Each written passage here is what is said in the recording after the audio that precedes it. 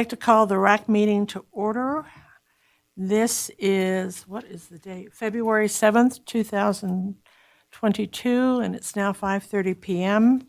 And if you would call the roll, please. Chair Cardinal, Vice Chair Hanneman, Here. Member Fant, Here. Member Schutte, Here. Member Lopez, Member Bragle.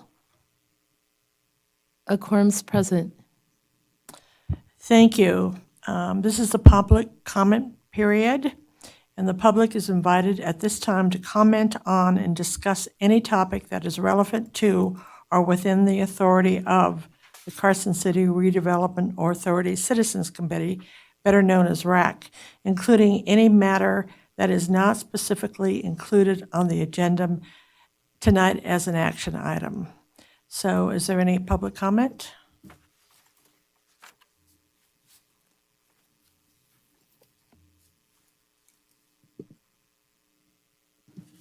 Hello, good evening. Molly Walt for the record, CEO of Nevada Rural County's RSVP program. So I'm here to discuss with you the line item, the action item that you have on your agenda, which is for possible action, the discussion of your fiscal year 22-23 funding. And it's a tentative budget, so I'm hoping that you'll take in consideration what I have to say. So the fireworks show on the 4th of July is brought to you by Nevada Rural County's RSVP program. History is $7,500, which is given by RAC. $15,000 was given in FY22 because we didn't do the fireworks in FY21, so that money was already in, and so it rolled over for FY22, but I would be asking for the same amount every year moving forward. The fireworks show, just to give you an idea, is a show that we cannot charge a ticket for. We can't charge you to, when you're watching from your patio or whatever, we can't charge you a ticket to do that. The fireworks show is $1,000 a minute, is how much it costs us. So this year, we're looking at, historically, we've always given the community a 23-minute show.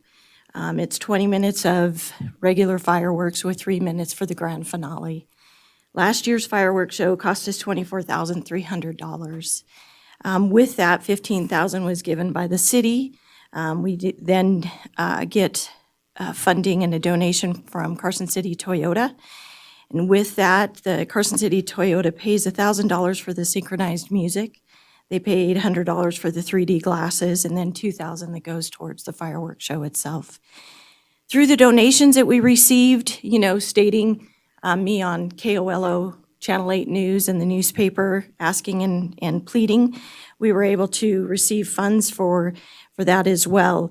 But those who are funding and donating are donating to RSVP, but not one dime of that goes to direct services to the seniors and to those adults with disabilities that we are providing 10 different programs for. It literally is going towards the fireworks show.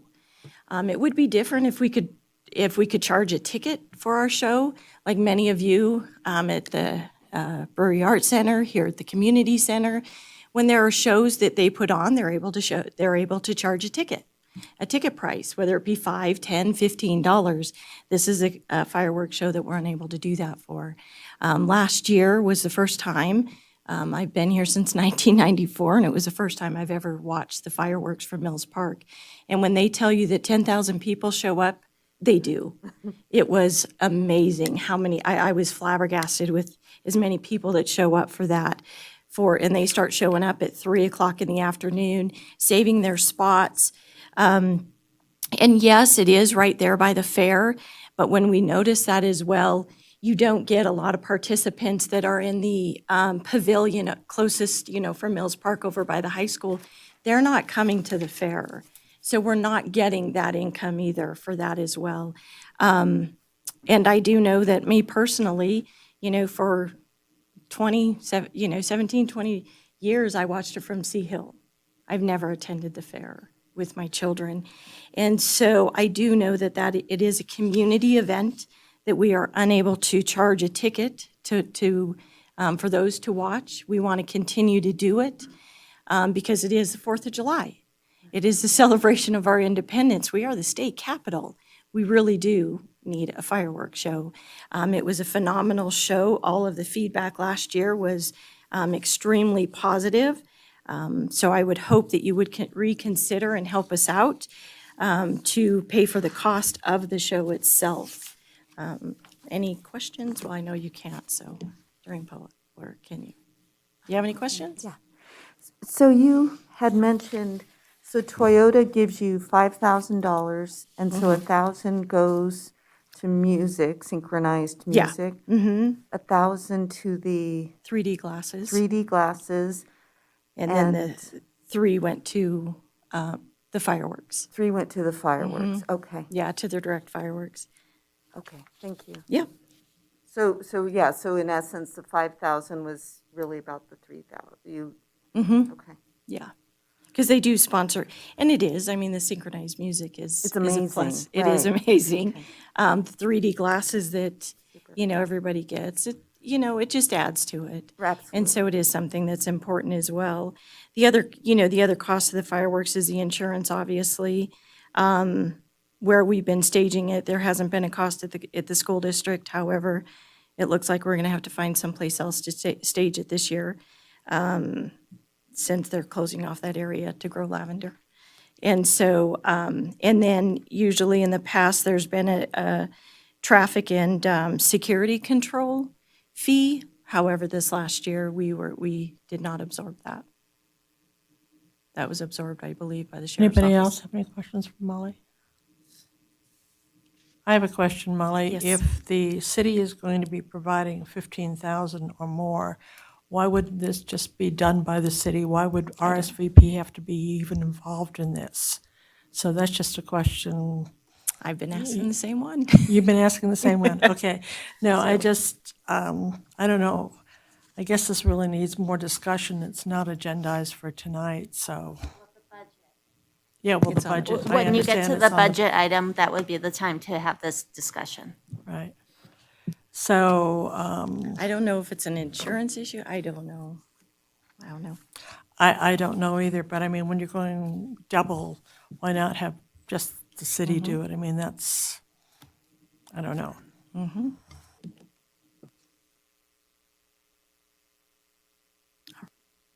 Thank you for your time. Thank you, Molly. Are there any other public comments at all?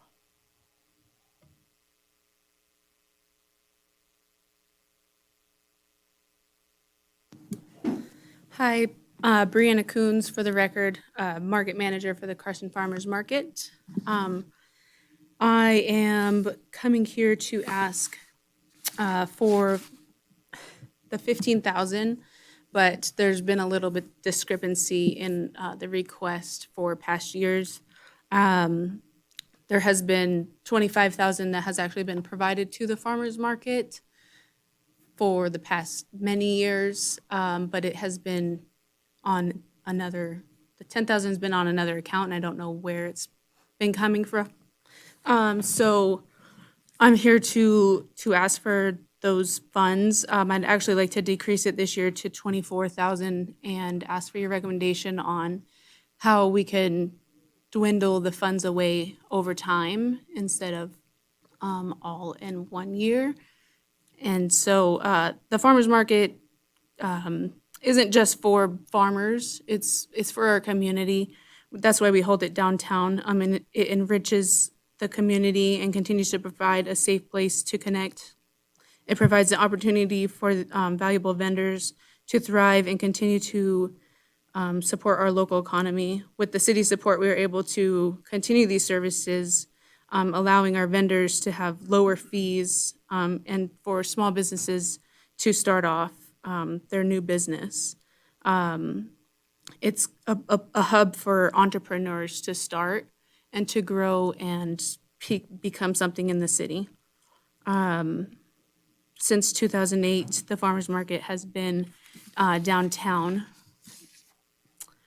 And we're able to also support 3 different programs to the community, senior coupons, SNAP, and WIC, that allows them, those are through grants that those places, they get so that they can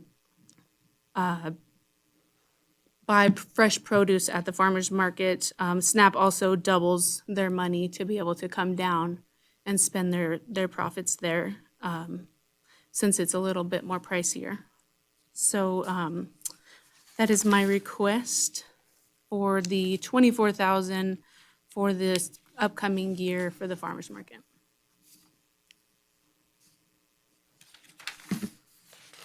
Any comments? I have one. So 24,000 instead of 25? So it's been 25 the past I'm going to say 4 years since I've been running the farmer's market. And it was several years before that they were also giving 25,000. Okay, So I am requesting 24 instead. instead. Wow. So I'm trying to decrease with a little bit of time's notice so I can start going more and more down each year. Okay, great. For those of you who may not know what has happened here, RAC has given 15,000 every year, not knowing that there was another 10, 5 and 5 that was somewhere in the budget that was never approved. So the approval has always been 15,000, not for the 25. So do you have any? A question for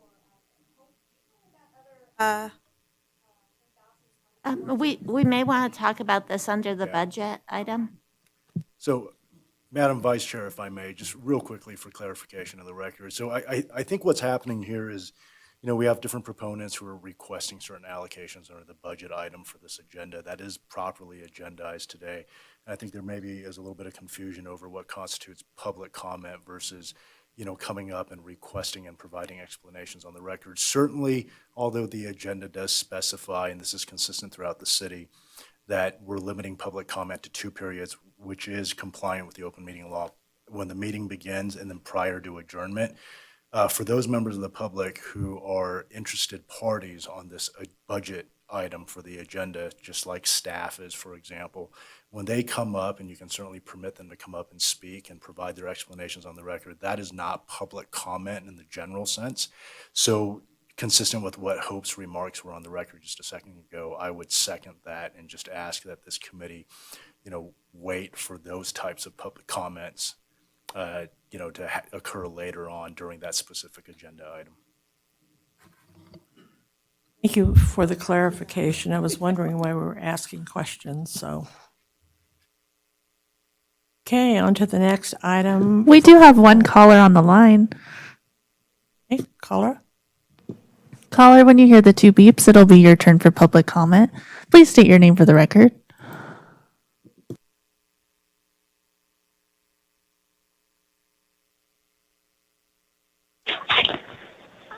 Maybe that's me. This is committee member Nicole Castens. I didn't get a chance to say my attendance earlier, but I just wanted you to know that I'm on the audio.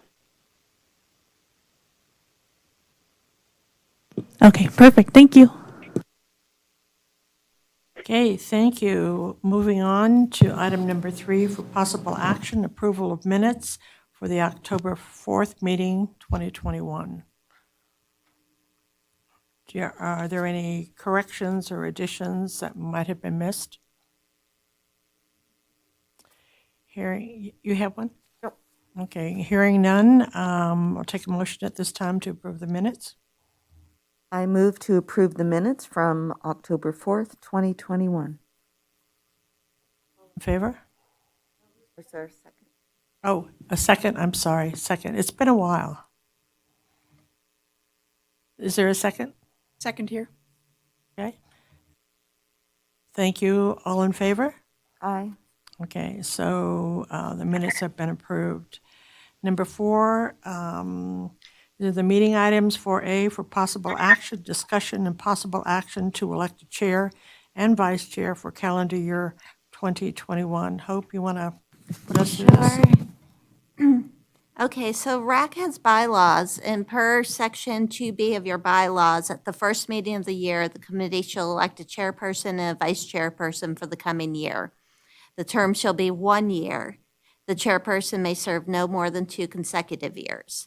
So if a person had been chairman for 2 years, they have to wait for 2 years to become chair. That's not the case with this situation. Ronnie Hanneman was the chair in 2020, and Court Cardinal was the chair in 2021. The Redevelopment Authority member, Supervisor Schutte, may not serve as the chairperson or the vice chairperson. So with that, it would be appropriate for you all to select your chair and vice chair for the coming year.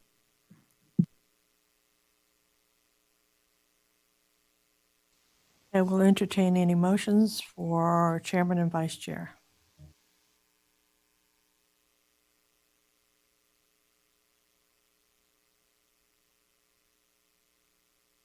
In the past, haven't we had 2 years of the same chairperson historically? Is it just 1 year? I thought it was 2 years. Most recently, it's been 1 year and 1 year. I only went back to 2020 to see if Court Cardinal had been chair in 2020, Okay. and I didn't go any farther back than that.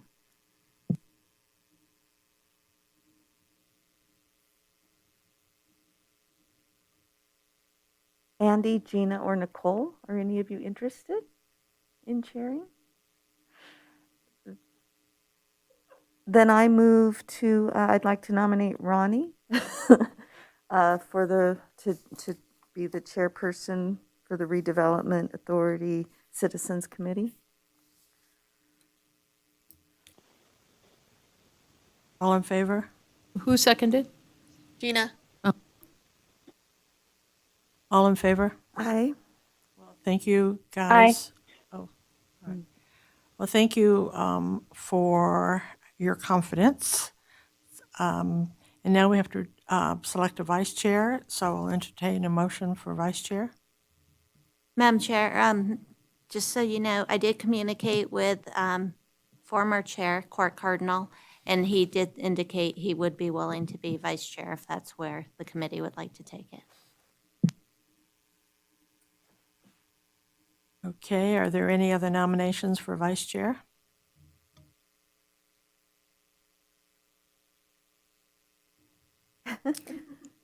No. Oh, all right, well, Then- excuse me.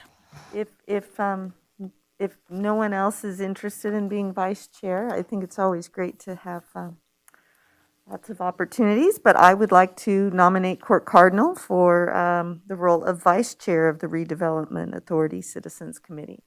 Second. All in favor? Aye. This is like playing a chess Aye. game. It really is. Second?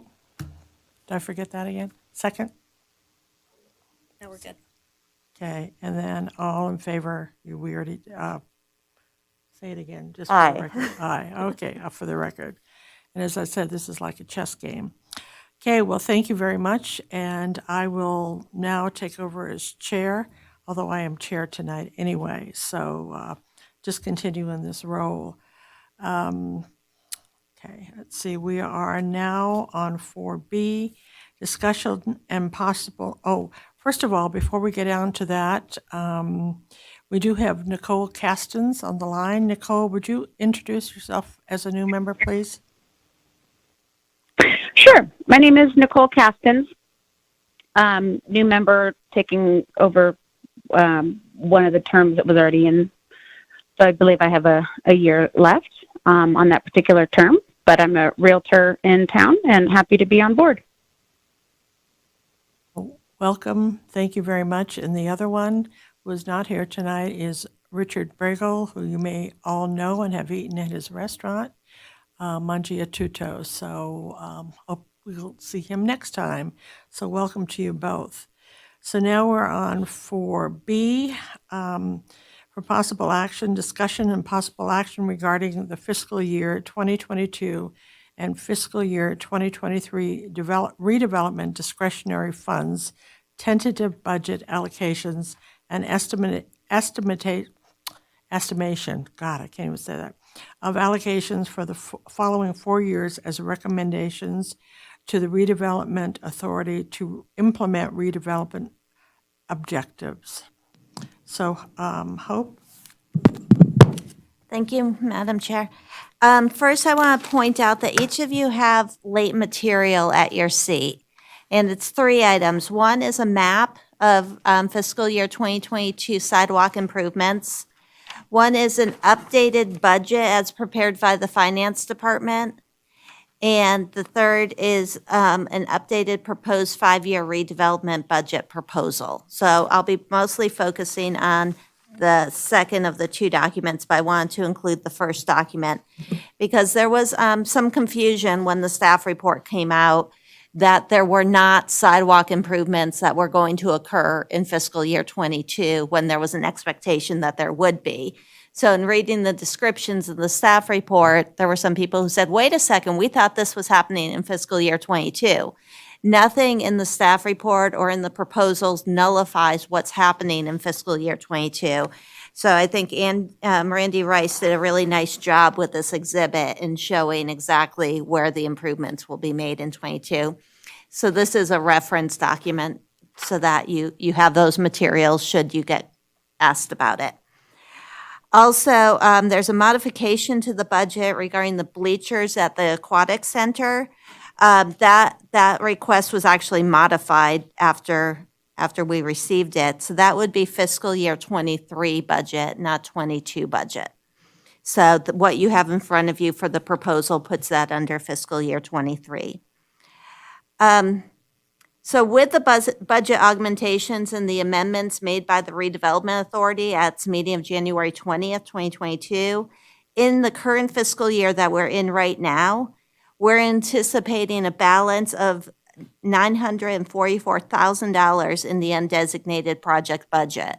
So that's with everything budgeted being spent, which I anticipate we're going to come in with a lot of things not spent that we anticipated would be spent. Not a lot, but under budget on some items. Public Works called the other day and said, oh, we're coming under budget on a certain project. So I think we're going to see close to $1 million at the end of the year unbudgeted that would then roll over into 23. The proposal with the spreadsheet that looks like this that you're looking at does not show the rollover money. So I just want to point that out. In the upcoming 4 years, the undesignated funds as calculated by the city's finance department will hover around $2 million. So we're working with quite a bit of money. By way of background, the city has 2 redevelopment areas. Redevelopment Area 1 is generally in the downtown area, so that map's on page 4 of your staff report. That was established in 1986, and it will expire in January 2031. So we have 9 years to go in that redevelopment area. Redevelopment Area 2 is along South Carson Street and includes the old Kmart building. Those maps are on page 6 and 7 of your staff report. Redevelopment Area 2 was established in September 2004, and it will expire in 2034. So we have a little more time on that. We have 12 years on that. But they're coming to the end of their lifetime. And there's money in there to be spent. So I've included in the staff report the objectives of the redevelopment areas, which were established at the time the redevelopment areas were established.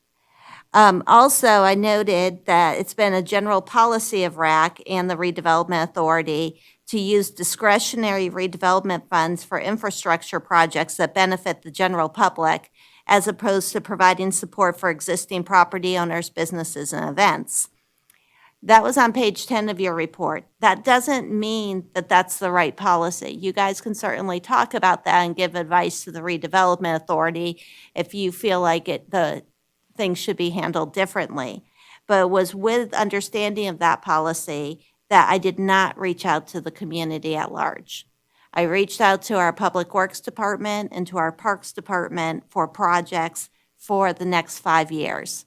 The reason for the 5 years is this allows these departments to, as they're preparing this for the city capital improvement program, they can identify opportunity to use redevelopment money consistent with the objectives of the redevelopment areas and use those monies to leverage federal money, to be sure that they'll have their money as they're getting city money or money from other sources. So it's really important to them to understand if there will be an opportunity for redevelopment money so they can seek grants and other funding with recognition of this other funding source through redevelopment. We do have a lot of people here from staff tonight. We have Chris Martinovich, our traffic manager, Dave Navarro, Dave's, what are you, Deputy Parks Director? Who else is here? Darren? Okay, say it one more time. Operations Superintendent. Darren Schultz, who's our Public Works Director, and Randy Rice, who's our city engineer. So I think we can just plan that staff can provide clarification on these projects. I'm not sure that we have to present them all. They're all in the packet. I want to talk about the car dealers for a minute because those are in the budget. I have started reviewing those contracts to have a better understanding of how redevelopment money is being used to support those activities. I'm not prepared to speak really specifically to those tonight, but nothing's proposed to be changed. Regarding the farmers market, I think the chairwoman kind of explained that, but I'd like to further explain it.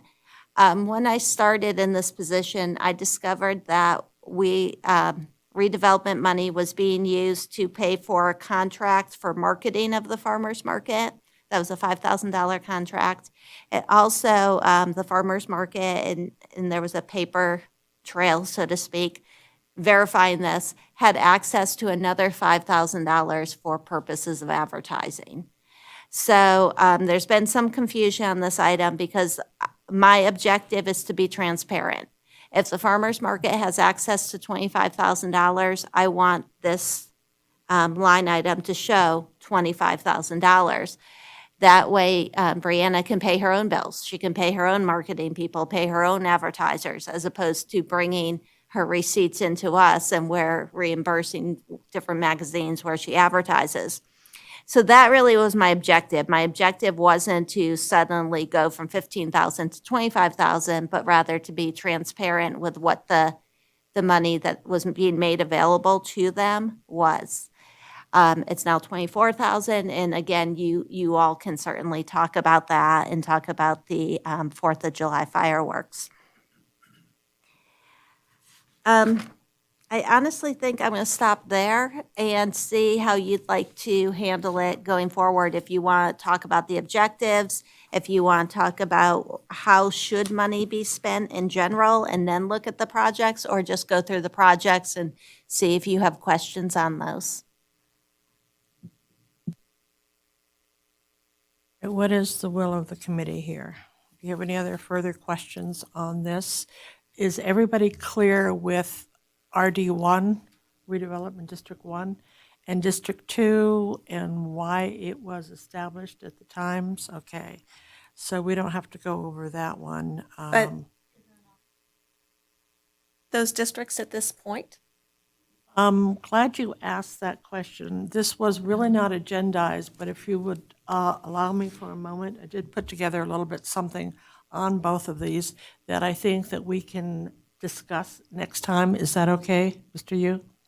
All right, one of them is, if you looked at it, and I think this is what you're alluding to, is that some of it is pretty antiquated. I mean, things have been done. There's no reason for them to be in there anymore. Redevelopment District 1 was written in 1986 when the city was very different than it is today. And the population was just over 36,000. And it was, and you grew up here, so you know it was in really bad shape at the time. So it needed major redevelopment.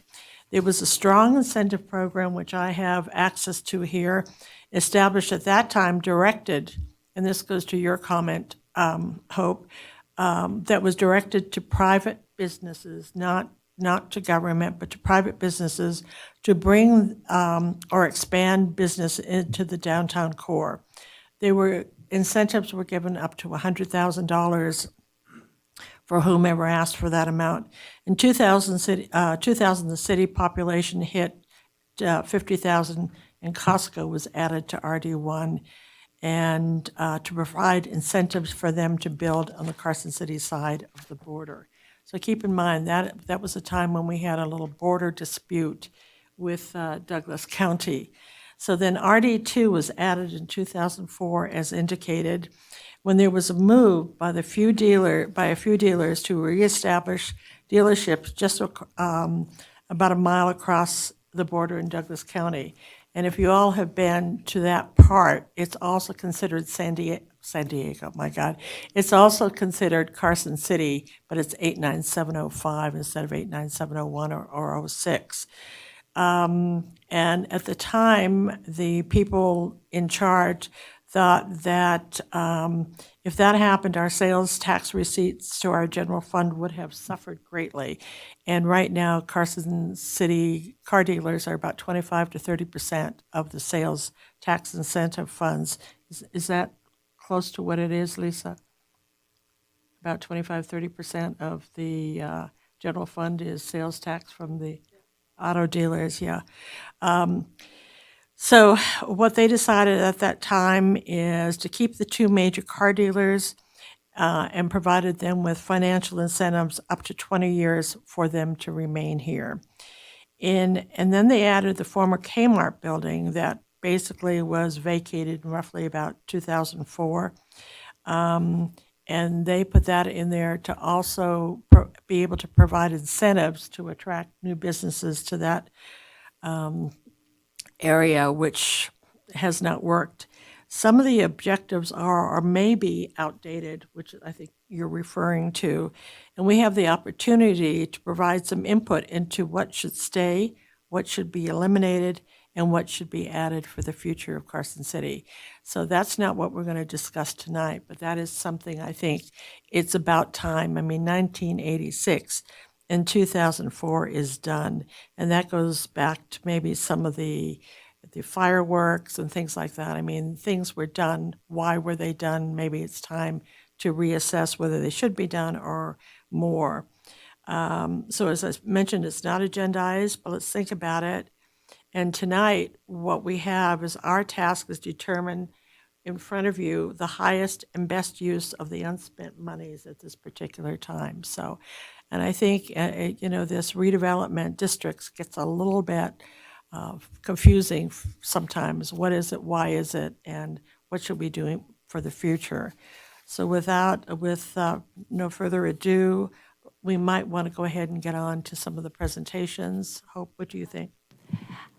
I hadn't requested presentations. Oh, all right, I didn't so- know if you wanted to ask questions on each of the projects, and we could go down the project list. Okay, And then so if you what had we might want to questions- do is take our packets, and you said already that the bleacher replacement is going to go into 2023, right? Right, so the first project's the bleacher replacement at the aquatic facility. So were there questions on that? Dave Navarro could answer those. So we can just toss that one to the side. Oh, for 2023. Oh, okay, yeah, for 20, that's right, because we're doing up to 5 years, okay. So is there any discussion on this? Is anybody here from Parks and Rec? Oh, Dave, you want to come up and just,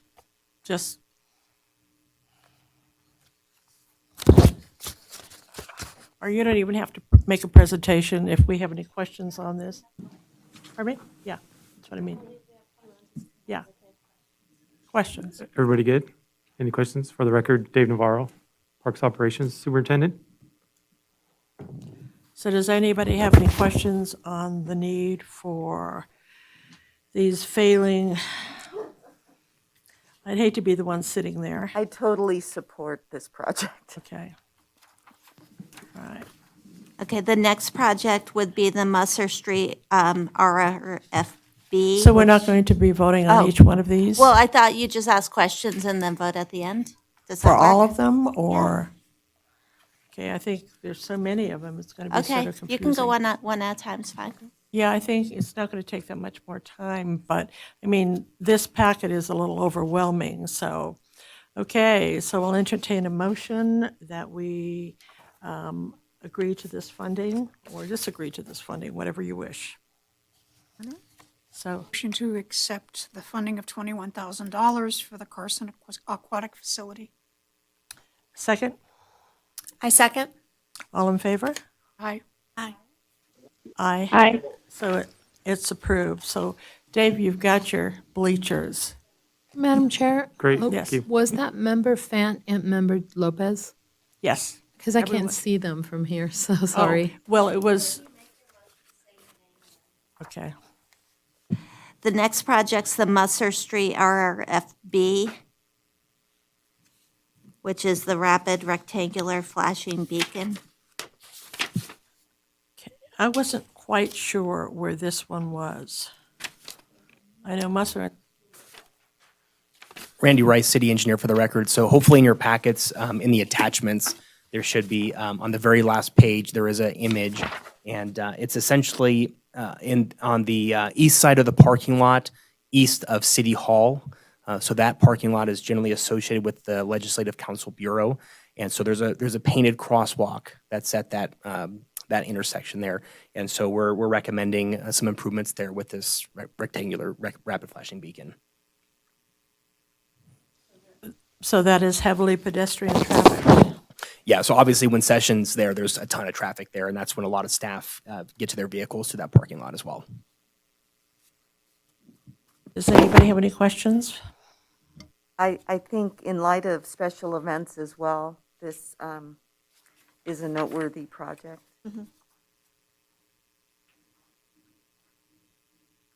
Any other comments? Okay, hearing none, should we take a vote?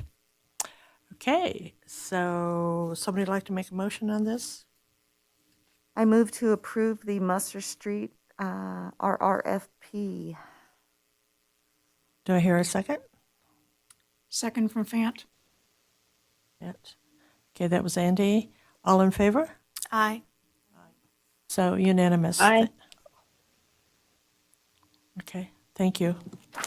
The next one is the South Carson Street landscaping. This is where they're proposing to install rock mulch and riprap in some small areas that were not handled when South Carson Street was initially reconstructed. It wasn't handled because of budget constraints, but it would still be maintained by the NID.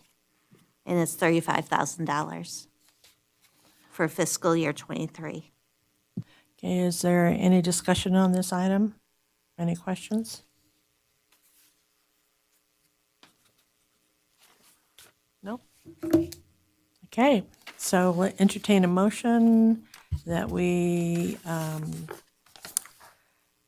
expend, or allocate $35,000 for this project. So anybody? I move to allocate, or I move to approve the South Carson Street landscape allocation. Second? Lopez, I second. All in favor? Aye. All right, then you've got your riffraff. Madam Chair, if I may, I think this is, known to everybody in this room and whoever might be following along, but, just so that we're procedurally crisp here, I would ask that each motion moving forward for these allocation recommendations include the word recommendation to the RDA. Recommendations. These are not cemented approvals per se, but rather these are recommendations being made by this committee that will be approved by RDA later on. Right. Good point. Thank you so much for pointing that out. Everything that basically RAC does is, for the most part, recommendations. So we want to keep that in mind. So, all right, thank you. So then now, those are the little, that's like the, what do you call it, petty cash, That was your funding. appetizer. Right. Now the entree. Now we get into the big stuff. Okay. So this is the annual sidewalk and ADA improvements request, also from Public Works, and they are looking at $1 million. And that $1 million is $200,000 each fiscal year from '23 to '27. Okay. So any questions, please, for Randy? I guess you're going to entertain this, okay? Any questions?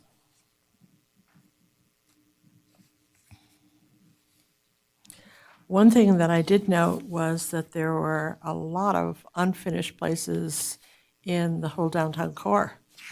It just like all the sidewalk improvements that have been done have just been sort of riffraffy.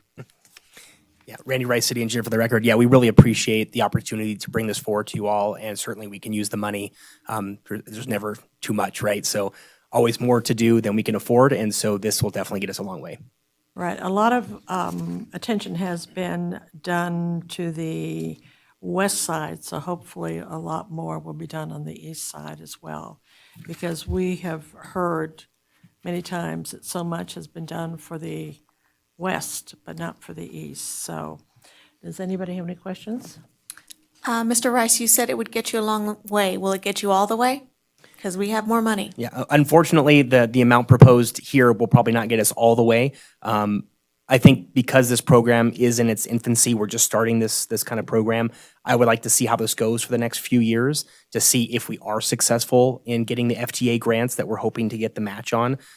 Because again, as presented in the packet, we're only asking for 200,000. That would be the 20% match that we're hoping to get from the FTA, which would be the other 800,000. If we are successful in doing that, it would go a long way. But looking at our ADA plan and our complete street program, I forget the number, but it's like 156 years it would take at our current funding level to catch up to our needs. And so, with that being said, it's probably never going to be enough. And then the sidewalks and ramps are also deteriorating. As we continue to improve old ones, ones that are in okay condition now will continue to deteriorate. So I think it's going to go a long way. And again, we're super thankful to be able to provide these projects for you all, but it's going to take more effort, more and more as we go along. And we'll kind of update you over the next couple of seasons to see how it goes and try to present more of that information as we know if we can present a percentage or how far along we're getting with these or how many lineal feet, how many, the number of ramps that we're doing. We can certainly present that as we get more completed. And what if you don't get the grant? Well, we would certainly continue to do what we're doing now, which is the 200,000 a year. And you're right, there is no guarantee that we're going to get that money, but we've been very successful and we go after these grants very aggressively and we provide, the local funding, which is a huge reason why these grants are available to us because we do have, these monies to put towards them. So that's certainly the first step. But if we are unsuccessful, we would continue to do what we're doing this year, which is just utilizing the 200,000 to bring as many of those improvements that we can. Randy, do you use CDBG grants as well? Would this be all in addition to the CDBG grants that you get for sidewalks? Yeah, that is correct. So this wouldn't include CDBG for these particular funds, but we would go after those CDBG grants as available or as necessary. It would be in addition to it. That's correct. Okay, and I was surprised to see that so much of Roop Street is in the redevelopment area in South Roop, and I never think of that as being somewhere where you walk or where there are businesses or whatever. The south part, a couple of banks, but if you needed to, could you take that out and just finish the downtown east and west? Yeah, so we certainly are open for ideas. I mean, we appreciate public input whenever we get it. We tried to put together some prioritization in the mapping we've included in your packet. And so, our goal as we presented, I think it was back in January, we're looking for typically underserved areas, and those are going to be stronger projects to go after grant money, right? So we're looking for areas that serve, people with disabilities, low-income housing, areas that are served by the JAC transportation, so our bus routes, things like that. And so you'll see that a number of these projects that we've put together will tie together, right? So we'll have improvements. This one that we're doing this year, we're targeting Robinson Street, which also, gets you access to some of the grocery stores in town, right? So it's getting better access to those. And so those are all very important key components when we're going after these federal grants to making sure we're providing good projects to people of all income and abilities. That's a lot of the east side of the downtown area is where you would see a lot of that happening. So anybody have any further questions for Randall? Hearing none, I will entertain a motion for a recommendation for this funding. Mrs. Fant, recommendation for requesting funding. Is there a second? Lisa Schutte seconds. All those in favor? Aye. Aye. Aye. Okay, thank you very much. So that's done. We will now go down to the West Appian Way Stormwater Improvement Plan. And you're looking at, for fiscal year next year, 2023, for $500,000 on this. So are there any questions on this at all? Just a question as to why RAC is being approached for the funding and not the city. You know, for stormwater, I mean, that's pretty fundamental infrastructure. Thank you, Committee Member Fant. Excellent question. Randy Rice, City Engineer for the record. So this is actually on our fiscal year, or excuse me, our 20-year CIP plan. We just won't be able to get to it for quite some time. In the redevelopment area 2 priorities, I believe it's number 9 in your packet, that mentions areas for utility extensions. And in there it says that you're looking for the project plan area that's largely served by existing public infrastructure, and that if there are basically abilities to extend those utilities, that you're looking for opportunities. So from Public Works perspective, we were looking for opportunities that might, fit your goals in the redevelopment area that would also suit some of our utility extension needs. I have a question on this. Would any of this be reimbursed by the businesses? I mean, there was nothing there 18 months ago. And now they are, all the new businesses, and they're not all finished yet, and you've got apartments coming in and all. Would that be any of this reimbursed? That's a great question. I'm not sure, Darren, if you have any insight on that. But, one thing we always look at Public Works is pro rata contributions or shares. So if the city is providing, sewer infrastructure, water infrastructure, storm drain infrastructure, because those infrastructures are generally impacted by new development, right? We don't want that new development to affect the current users, right? So if they're needing more capacity, we will add those conditions onto their agreement that says you need to provide, X amount of dollars because of your impact. So that's certainly something we can look into. I don't have a great answer if we can do that for this. However, as mentioned, the reason we brought this project forward to this group here is in the goals of the redevelopment area 2, it does say you're looking for ways to help development move along. And one of the things that we always get complaints on are the barriers to entry for new development, especially in areas that don't have utilities. Because as you all know, when you bring in a new development, whether it's single family housing or multifamily, there are a lot of costs associated with bringing those developments, especially where there are no streets, there are no sidewalk, and there are no utilities in the road. And so this is one project we thought you might entertain simply because it might spur new development. We do have some people kicking the tires, so to speak, in that area, looking at possible businesses that could go in this corridor. So this might suit that need, and this is one need that we do have that's on our list that we know needs to be completed at some point. If you decided not to move forward with it, we'll certainly get to it at some point, but this would just speed that process along. I'm going to encourage support of this project, and a couple of reasons. One, can developers pay for it? My understanding is it's an existing problem. Developers they have to address the things they create the impact on, not existing issues. So I'm not optimistic that if you had a new development that you could legitimately have them address this issue.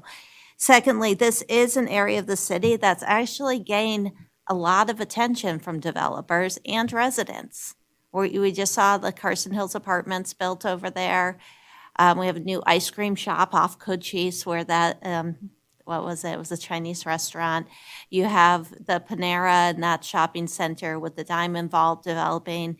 So I feel like there's a lot happening here. I think you're going to start seeing more pedestrian activity and just more activity in general. It used to be all 1 acre lots and just very quiet over there, and it's not that way anymore, and it is in the redevelopment area. I initially questioned this actually, whether it was a legitimate use given the objectives, and am convinced that it is legitimate given the objectives. Could the city pay for it versus redevelopment? Sure, but I think it's a legitimate use of redevelopment funds. Hope, I don't think that's what I was questioning. It's basically, this is being caused because of all the development already and the future development that is coming in. And generally, when you mention, Randall, that housing developments, you make them pay for everything. I mean, that's an upfront, that's part of the cost of the housing. So that's the only reason I asked that question, because that has been the, the way of the land, or, for this. And I understand it's a steep hill and things like that, but that I would have thought would have been addressed before any development started. So you're up here, so you're probably going to answer that question. Sure, I'd like to try. My name is Darren Schultz. I'm Public Works Director here in Carson City. So what we're trying to do is a good way to look at it, is we're trying to build the spine system of the stormwater, and then it goes out from there into all the arteries and all the veins that collect the water and bring it. And we typically don't require developers to build the spine system, which is the big sections that bring the water through Carson City. That is done by us. And we have a stormwater utility, which everybody pays into, and we build projects throughout the year. But it is not funded to a level where we can do these projects all over town. There's just not enough funding there to keep up with it. So this was a thought by us to, hey, there's a lot of development going on in this area. We could somehow kick this off. If we don't build this, what will happen is, in fact, if a developer comes in and wants to develop the area, we will require them to not only build the veins and the arteries on their project, but they can't just build it with nowhere to go. So we will say, okay, developer A, you will be required to not only build that, but build the system all the way down to where it connects somewhere, because the stormwater has to travel that whole way. Then the developers come back to us and say, you're making it impossible for us to develop in Carson City. Shame on you, city. So this was trying to get out ahead of that. That's where we're trying to go, and it's up to you whether or not you think that's the right way to spend the money. Actually, it's not up to us. It is up to us to recommend. I'm sorry. Good point. So, Good point. Does anybody have any, don't go away. Does anybody have any questions for Mr. Schultz? You started all this.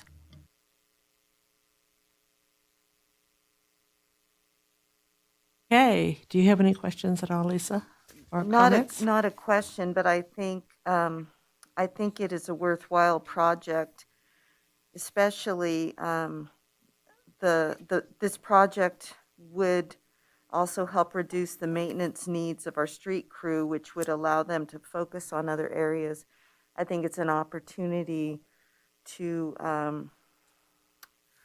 really help with a resource that truly benefits the whole community. Okay, then. Any other comments or questions? Okay, I will entertain a recommendation to the Redevelopment Authority that this be funded as presented or not. So, somebody like to make a motion? I move to recommend the West Appian Way Stormwater Improvement Planned expenditure. Is there a second? I second. This is Gina Lopez. Thank you, Gina. And now the vote. All in favor? Aye. Any opposed? Hearing none. Okay, then you have your recommendation. Okay. All right. So I think I put the paper away for too soon.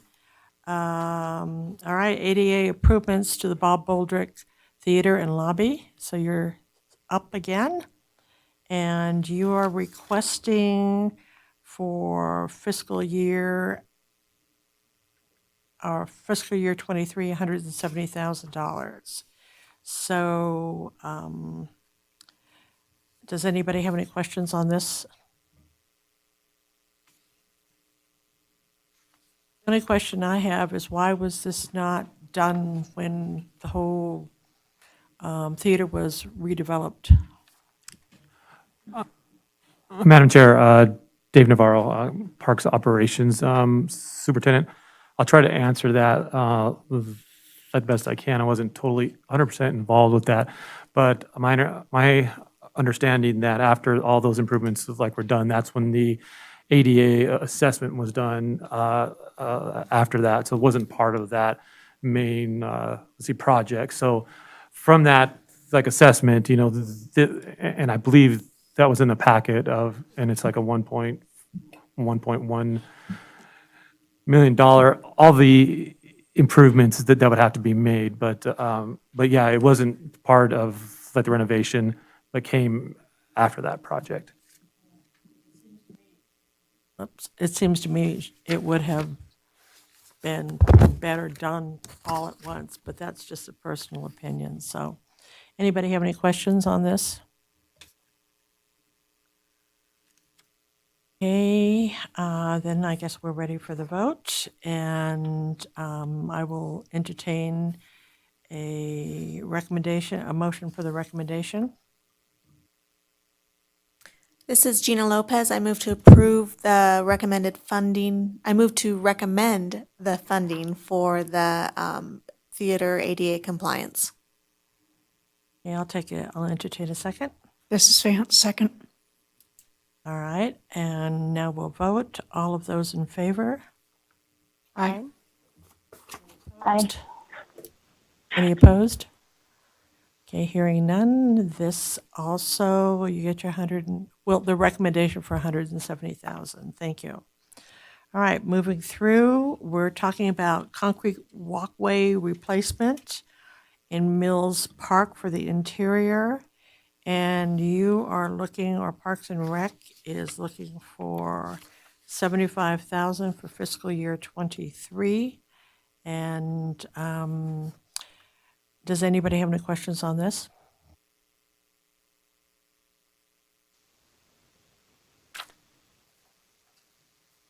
All right, hearing none, I will entertain a motion. Lisa Schutte for the record. I move to recommend to the redevelopment the concrete walkways replacement funds. Is there a second? Gina Lopez, I second. And so we will we will vote on the recommendation for $75,000 for fiscal year 23. Aye. Aye. Oh, aye. Okay, all right, so any opposed? All right, that's a good thing, because I tell you what, I've seen people trying to push baby carriages through there or skate or whatever, and it's impossible. So this is a good funding source, so. Yes, it is. And thank you, Van, very much for the recommendation on it. We're using that word recommendation a lot now, aren't we? Okay, we got that down, Mr. Yu. All right, this next one is back to Public Works. And this is, all right, this is funding for part of it for the complete streets improvements to William Street. And you are seeking $385,000 for this. Are there any questions on this at all?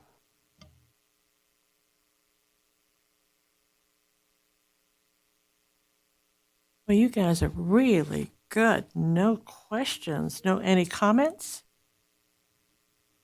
I'm just thrilled about this project. And as an aside, last week came to the presentation, and I think tomorrow is the next one.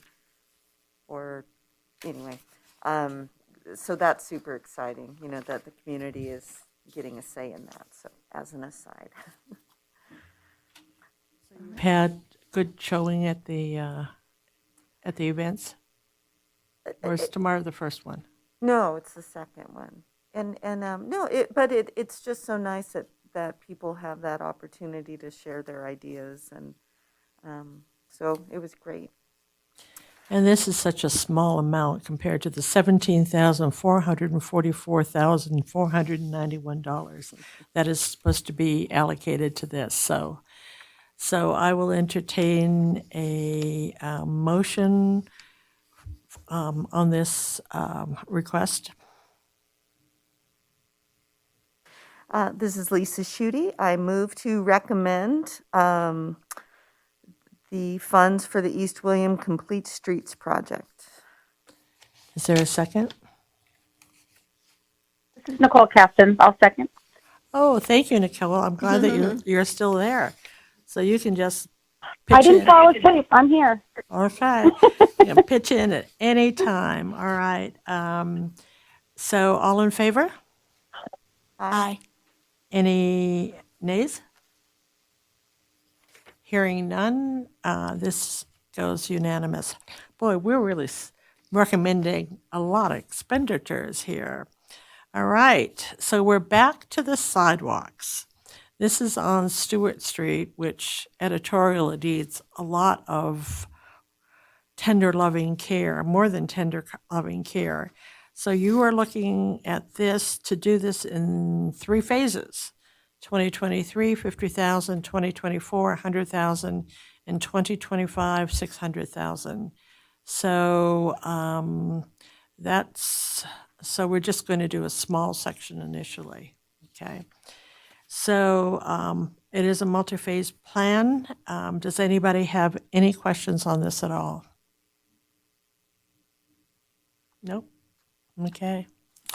All right. So hearing none, we will go into the recommendation. So I'll take a motion for the recommendation of $750,000. So go ahead. Somebody want to make the motion? Andy? Andy? You want to make a motion? This is Fant. Make a motion that we recommend the allocation of funds for the Stewart Street streetscape and the sidewalk improvements. Is there a second? Gina Lopez, I second. Okay. All those in favor of this recommendation, please indicate so. Aye. Aye. Are there any opposed? Hearing none, you get your $750,000, and I can't wait to walk on sidewalks that are even. All right. A lot of paperwork here. Okay, now we are at the Jack Downtown Transit Center, and you are looking at doing this in 2 phases. First phase for 2023 is $100,000, and in 2024 is $250,000. For anybody watching, all this information is on the packets on the notification of this event. So that's why we're going through it, not explaining so much. So, and the total estimated project for this is $3,500,000, of which they're petitioning redevelopment for $350,000. So I will entertain, we said there was no questions, right? Okay, so you guys are easy. So I will entertain a motion to recommend this amount. This is Fant. Recommend budget allocation for the Appian Way, or the JAC Downtown Transit Center, as proposed. Okay, is there a second? Lisa Schutte seconds. And all those in favor? Aye. Opposed? Okay, hearing none. This too goes into the record of recommendations. All right, now we're on back to Appian Way. All right, and this is for intersection improvements, which is the signalized, so this is for the light, right? The light at Appian Way. And if you have a Chick-fil-A craving, you'll know how hard it is to get in and out of Chick-fil-A. So you have to go down Stewart Street. You go the back way if you know how to go the back way. And even then, you get hung up. So I'm sure that those frustrated people coming from the south or the north will be very happy with this. So that is anticipated to cost $1.3 million, of which the request is $500,000 from the redevelopment funding. So does anybody have any questions on this at all? And this is for fiscal year 2024. So by then, you should even have more businesses. So does anybody have any questions on this? Okay, everybody read their packets beautifully. All right, this is wonderful. All right, so I will entertain a motion for a recommendation on this. So who will make the motion? Lisa Schutte, I move to recommend the funding for the Appian Way intersection improvements. Is there a second? Second from Fant. Okay, and all those in favor? Aye. Any opposed? Hearing none, this too goes into the Chick-fil-A, recommendation budget. Panera, let's go. You got your chicken fillet or Chick-fil-A, I think. All right, Roop Street Improvement Project. And this is estimated to cost $1.8 million. And, okay, so the thing on this one, you're talking about sidewalks over in the first part, which would include Roop Street, and then you've got sidewalks back in here. So do you want to address that? Sorry, when you say sidewalk back in here, where are you referring On to? Roop Street, because you've got sidewalks in one of the earlier ones that was part of your sidewalk budget, was all of Roop Street to do that, and then you're putting it back in here too. Yeah, so I think, this project, sorry, Randy Rice, city engineer for the record, this project is a little bit different than that of just the typical sidewalk and ADA category that we were talking about earlier. This really goes to the 2050 RTP and the Unified Pathways Master Plan. So currently, we're working on the design of Roop Street between 5th and Musser. So that'll be constructed this coming construction season. And so this project would be taking those improvements and moving them further north. So where we're stopping on Musser this construction season, we would go into design and construction from Musser further north. So this is more of that complete street, ADA, sidewalk, beautification, not just your typical, ramps and connectivity issues that we're looking at. Okay, so I think that goes to my earlier comment on the sidewalks for the downtown and every place else, is that since you have that in here, this might be something that you could move, keep some of the monies for doing, especially the east side of Carson, downtown Carson. So anyway, does anybody have any comments on this at all? So the previous sidewalk project was a 22 to 27 project, and this one is 24 to 25, which is kind of in that 27. I think that's the point you're making, Ronnie, is it looks like we're being asked for more money for the same thing twice. Yeah, understood.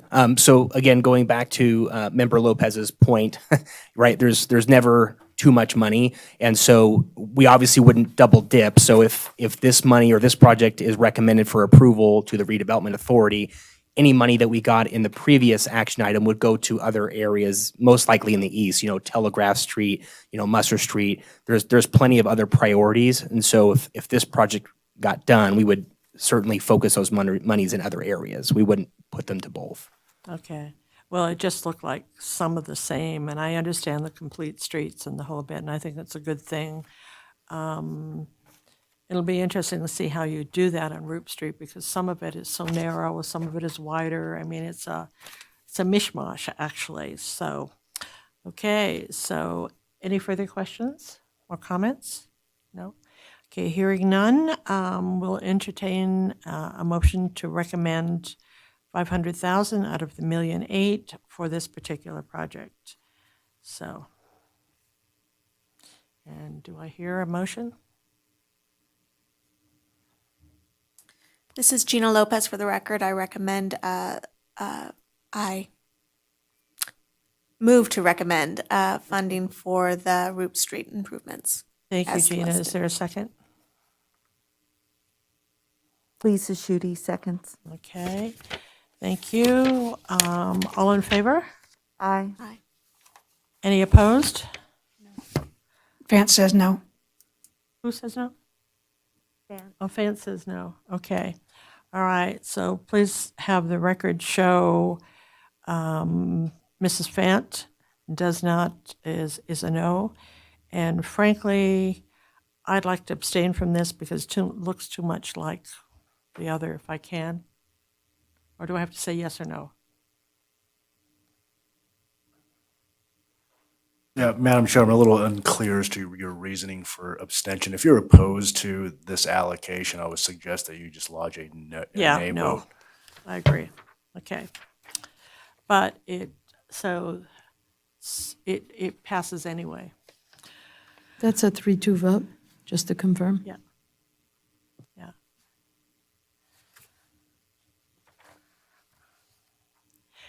And I'm not really hearing our TV votes. Are they coming across clear to you? No, they're not, but I'm assuming that it's a yes unless there's an objection. Okay.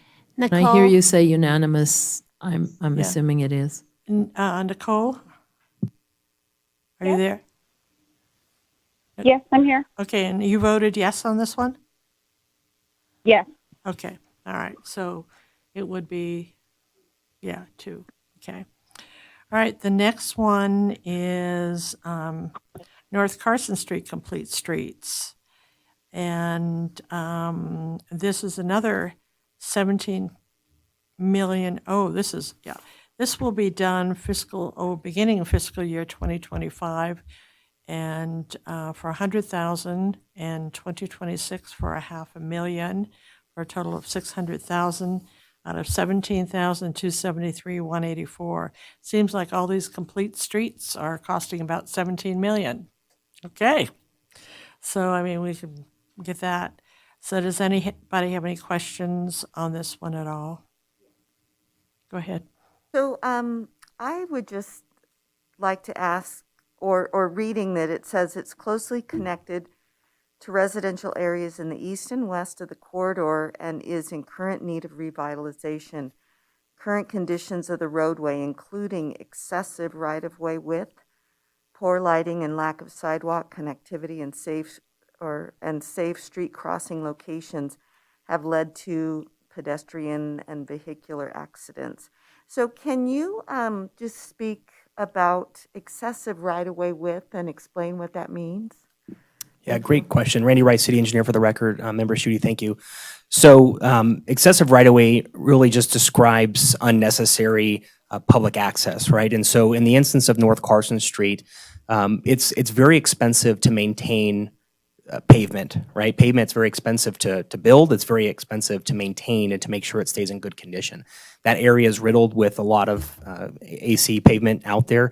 And so if we can reimagine that area to more closely resemble what it's being used for rather than just a concrete jungle, so to speak, it's going to save taxpayer dollars, right? It might cost some capital up front to put in infrastructure for landscaping or other ideas. But once we get to the planning and execution of that, our hope is to minimize as much of that waste as we can. Now, it's not to say we're going to get rid of the right-of-way, but maybe we do something similar that we did to South Carson Street where we lease it back to the adjacent property owners, right? So now Carson has another revenue stream that's coming into the coffers of the Treasury, right? And also we're not having to maintain as much. So maybe that's in the form of a NID or some other thing like that. So I think that's part of it. The other part is we're going to look for areas of safety improvement. So having longer crossings is statistically the best way for pedestrians and vehiculars to get into an incident. And obviously we want to reduce that as much as possible. So safety improvements are another big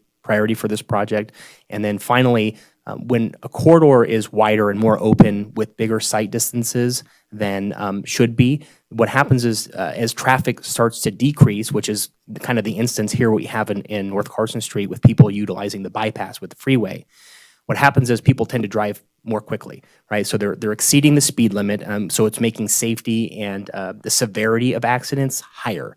And so by reimagining the corridor and putting in, things like trees and landscaping and better crossing conditions for pedestrians will basically improve the corridor overall.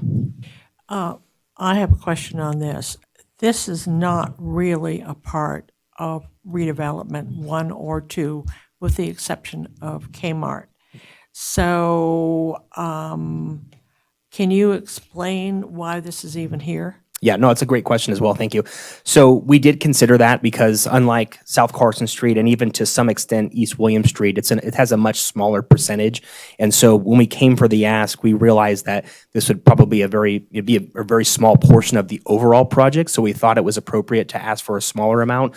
But it's unlikely that you would see, any additional requests on this. Like for example, East William Street, I think we had 50,000 originally, and we went back for more additional money.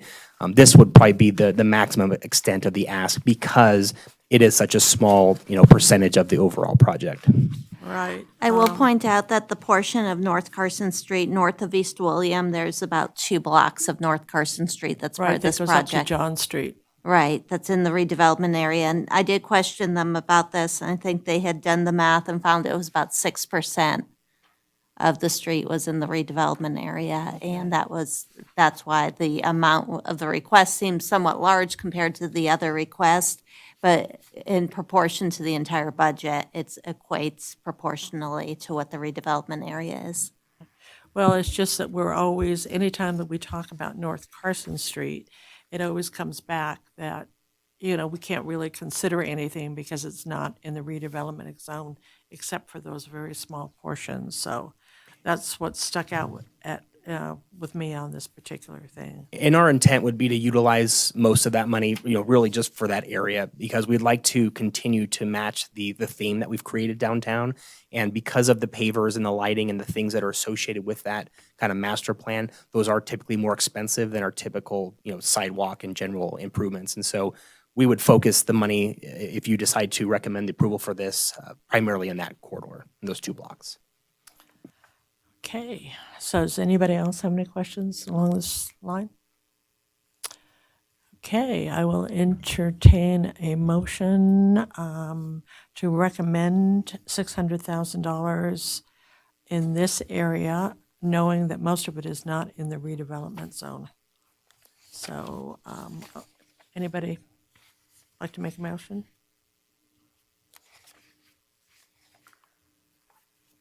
Okay, who is? I move, this is Lisa Schutte, I move to recommend the request for the North Carson Complete Streets project. Is there a second? Gina Lopez, I second. Any further discussion? Okay, I will call for the vote. Those in favor? Aye. Aye. Aye. Okay, I will say nay, only because I think you've got a full plate at the moment, and I don't see this going forth for a while, so, but 4-1. All right. The next one, we're getting down to the bottom of this big packet here, and that is enhanced crosswalk safety improvements. And this is $50,000 in fiscal year 2026, and a little bit outside, within the 5-year period, but they would like to know what we can do on that. And that's in multiple locations throughout the redevelopment areas 1 and 2. And what does priority-based assessment mean? Yeah, thank you. Great question. Randy Rice, City Engineer for the record. So this would be very similar to the project you recommended for approval earlier, which would be the Musser Street RRFB. So we have an area of priority that we're looking at throughout the city that obviously we want to get some of these safety improvements in. Our transportation manager, if he has any particular items of interest he'd like to explain to you about the prioritization list. I believe that's still being developed, and so that's why this is a little bit later in the approval list. But I think the one area that we have been looking at is 10th and Curry is probably the first priority we've been assessing. Other than that, it'd be similar to the sidewalk and ADA improvements where we would develop a priority list, look around town, try to look at, who's using the crossings, what kind of users are using them, are they underserved, are they accessing, jack bus stops, things like that. Do we have complaints or documented pedestrian injuries or accidents in those locations, and then prioritize off of that. 10th and Curry, so orient me, what is there on that corner then? Chris, do you want to come up and talk about why you picked that one? Good evening, all. Chris Martinovich, Transportation Manager. The 10th and Curry location would be mid-block between 9th Street and 10th Street behind the Max Casino. There's been a need identified at that location for a mid-block crossing, and so that's one potential location we would evaluate for potential installation of enhanced crosswalk location. Okay. All right, once you get past 5th Street, it's hard to remember all the numbers of the street. I have to orient towards, is it the Ormsby or whatever it's called, or whatever it is. Okay, thank you. All right, so anybody have any questions? Okay, so I will entertain a motion to recommend $50,000 for the crosswalk features and pedestrian ramps upgrades. So who will make this motion, please? Nicole, why don't you make a motion? Okay. I just want to make sure I have my wording correctly then for the record. I recommend a motion to enhance crosswalk safety improvement. To the tune of 50,000? Yes, to the tune of 50,000. Okay, thank you. Is there a second? Lisa Schutte, seconds. Okay, all in favor? Aye. Aye. Okay, that carries, and thank you. All right, let me see where we are here. Okay. Project title on this one is United States Forest Service Stewart Street Extension Project. And this is for the amount of $600,000, which is a little less than half of the project, and it is Public Works. So, and this is with the roundabout where you're going to finish the roundabout, right?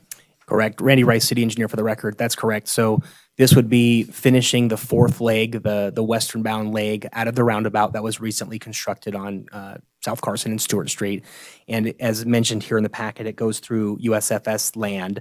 And so we've already started discussions with them to make sure we can get an agreement and we're on the right track with them because it would disrupt their property and we're have to do some relocations and things like that to make the project feasible. So pending no problems with that and we get an agreement in place with USFS, we would do improvements to the fourth leg heading westbound, and then we would also do some minor improvements to the road on Curry, both north and south of that leg as it connects in.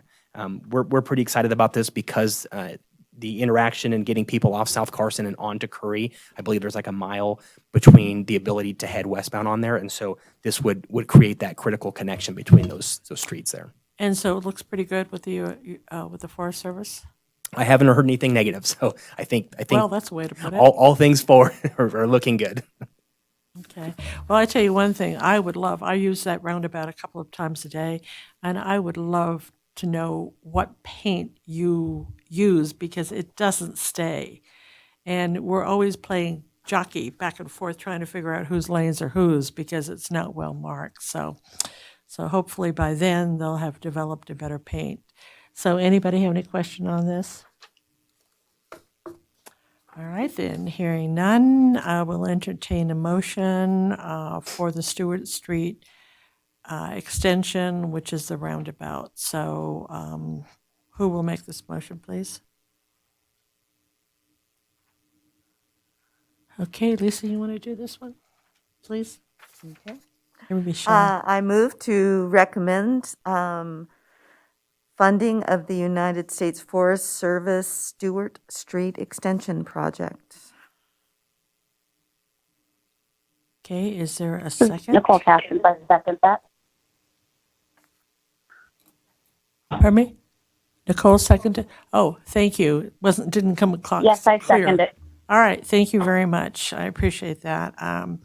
So all in favor of this, of course, pending approval of the USFS. All in favor? Aye. Aye. Okay, are there any nays? Hearing none, okay. All right, on to the next one.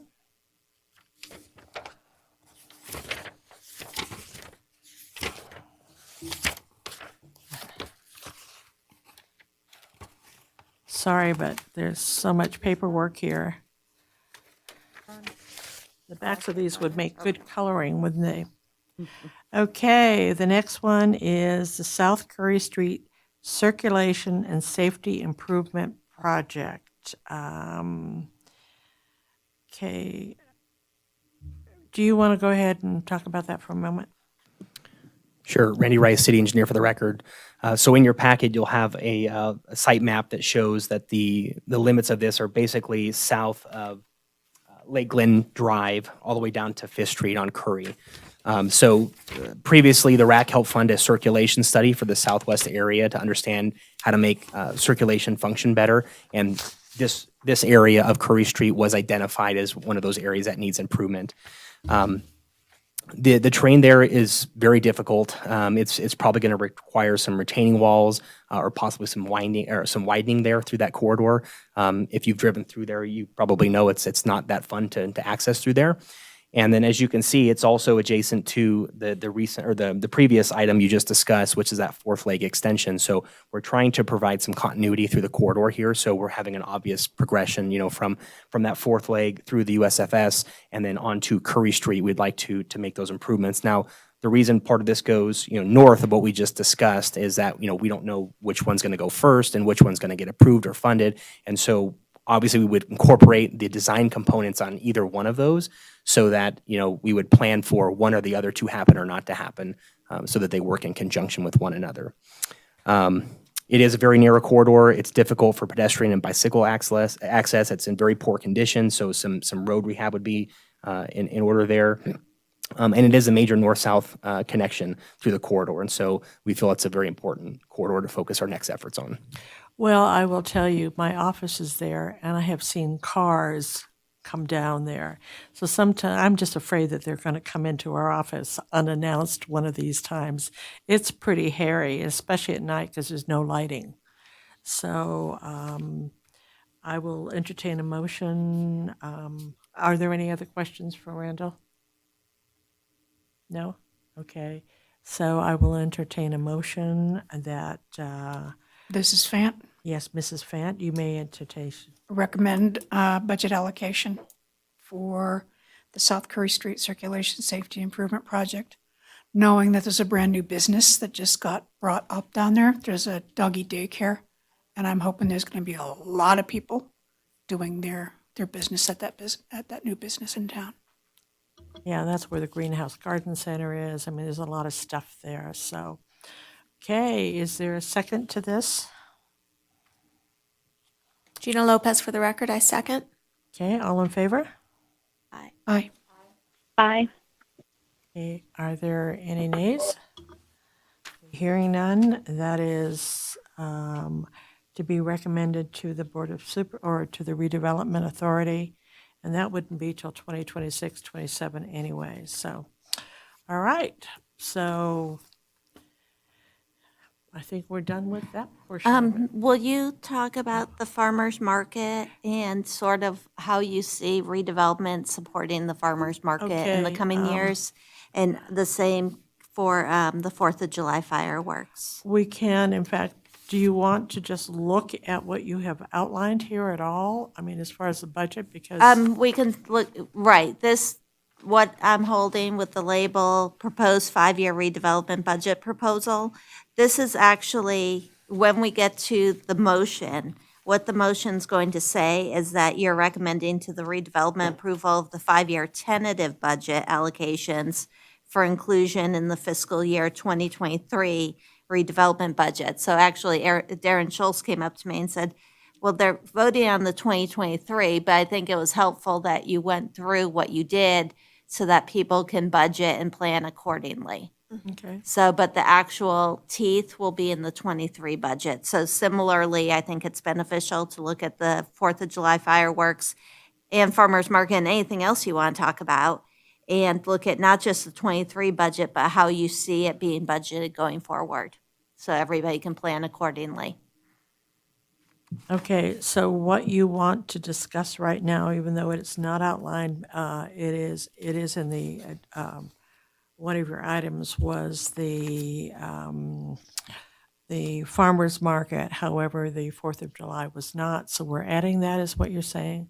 Because it's part of the budget? 4th of July was included in the budget. I didn't include it in the narrative, so you can lawfully discuss it. It was Okay, in the 'cause there's many materials. others that would also fall under that. If there's anything else you want to discuss that's in this budget document, you're welcome to talk about that.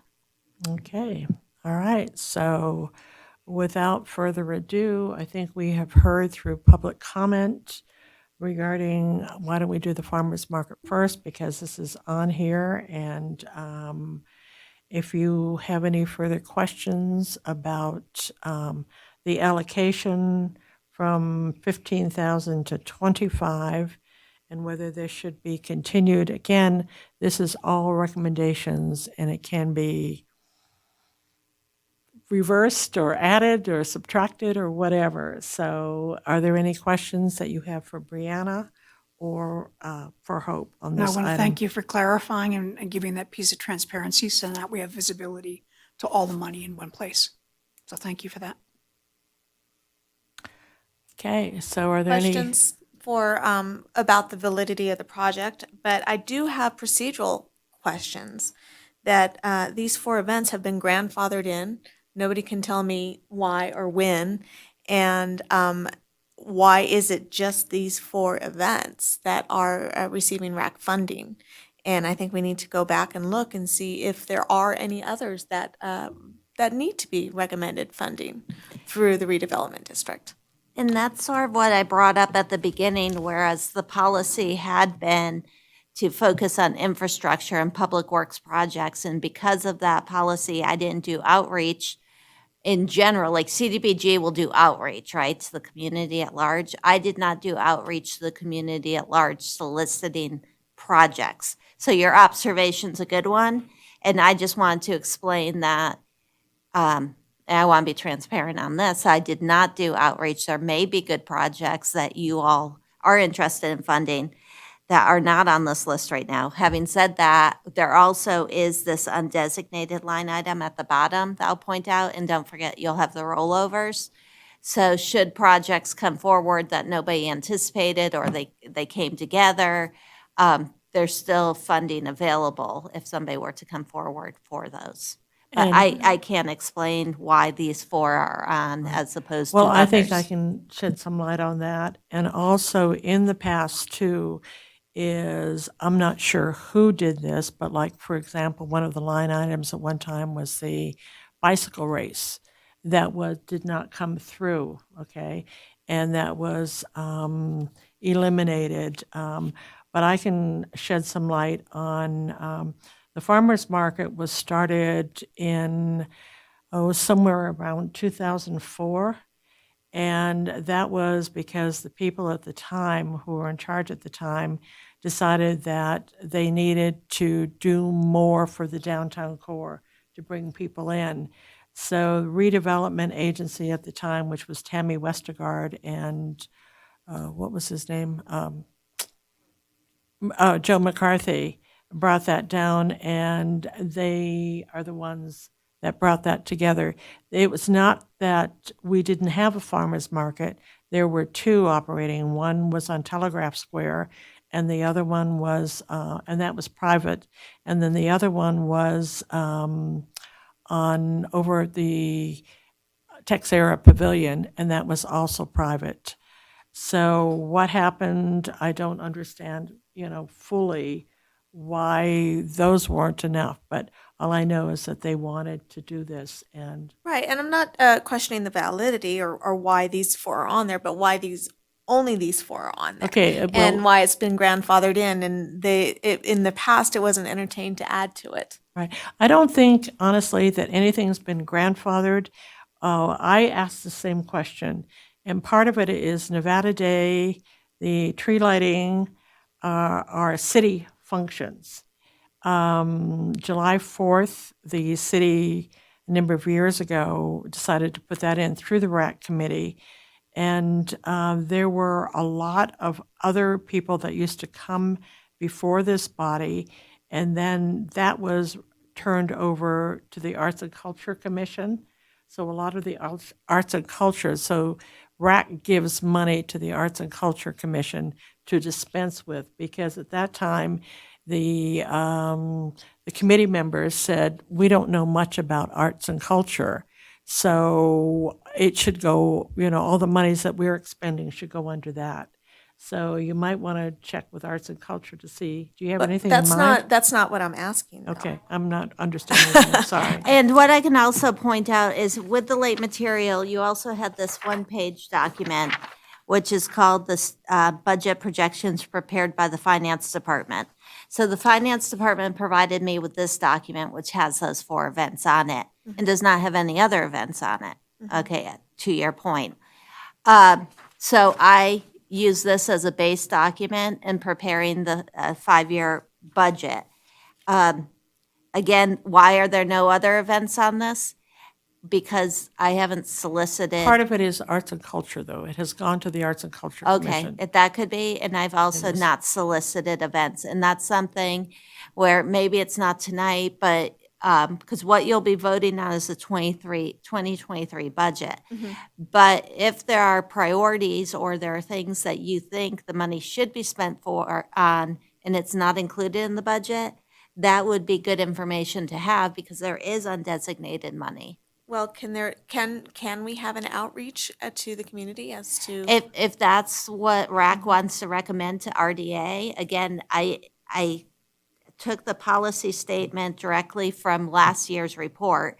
So my understanding is there's a deliberate policy on the part of RDA to fund infrastructure as opposed to specific events. Having said that, if you all believe that we should be allocating more money to events, and I think Ronnie's point that, the Cultural Commission has kind of picked that up, and RAC kind of took itself out of that game.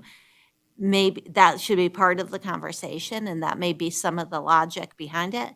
But you're here to make a recommendation on a budget, and if you feel like you certain things should be prioritized for the undesignated funding, RAC can certainly make that recommendation to RDA. Right. I also want to point out, too, there's 25,000 here somewhere, that is also for any events downtown, because you would have to pay before to Public Works to do Street a closure. map That's a street or whatever it closures, is, isn't right? it?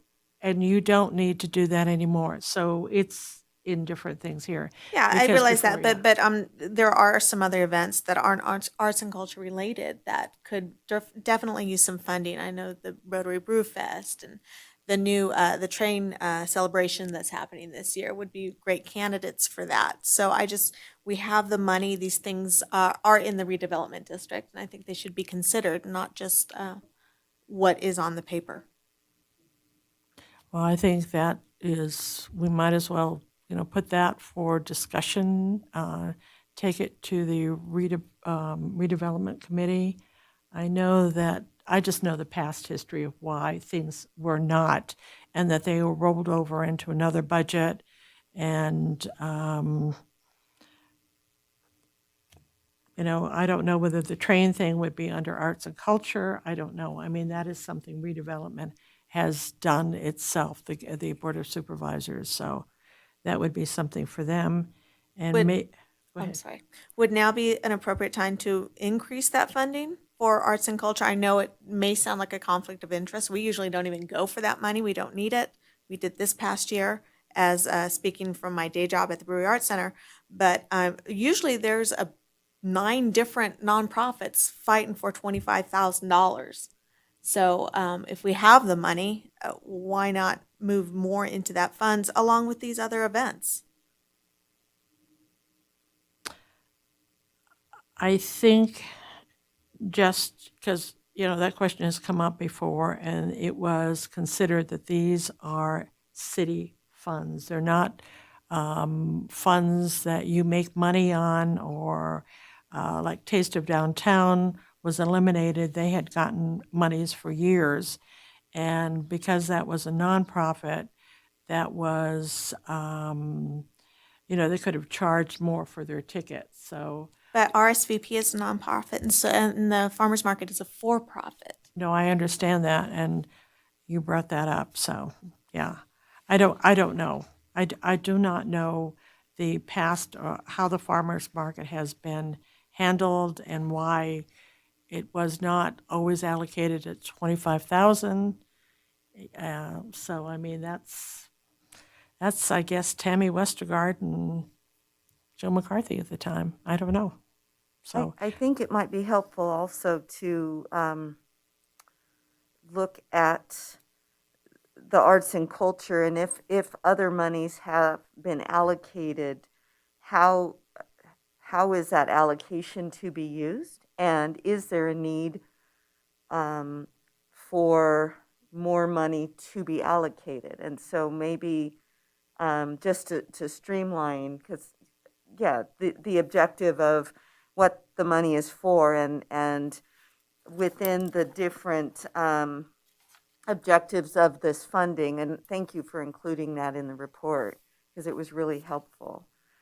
well, I think maybe one of the things for the future is to have the Arts and Culture Commission appear before Redevelopment or the Citizens Committee and make that petition. So, I do know that they have implemented a sliding scale so that the same entities don't come back for the same monies every year, and have really brought it down for a 3-year commitment as opposed to the same things every year, which I commend. They shouldn't be reliant on the redevelopment money.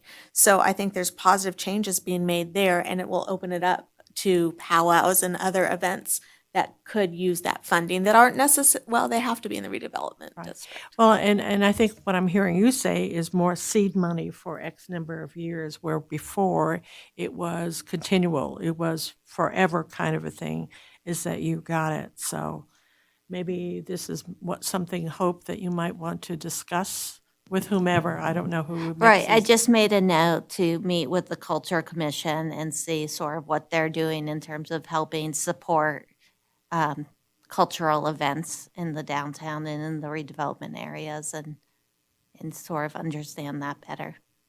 Okay. Thank you. All right, any other questions on this? These are all good ones. Hey, Hope, are we done with the Kit Carson Trail markers? My understanding is we are. Because And- we're out of medallions, or? No, I think if people want one, we'll send them over to Prison Industries and they can arrange to get one. But I think Travel Nevada's done as much as they're doing. That's my understanding. Okay, thanks. And that should be coming out of the tourism budget, which is tax monies anyway, so. And I think this is where we've got to really understand more what redevelopment guidelines really are, so. On Farmers Market, this has a placeholder at 25,000. She indicated 24,000 for fiscal year '23. I don't know if you all, and this is a bit arbitrary, I'm just putting it out there for discussion. If you want to look at 24,000 for fiscal year '23 and then drop it down to, say, 20,000, 18,000, then back down to the 15,000. You may want to look at that, or not.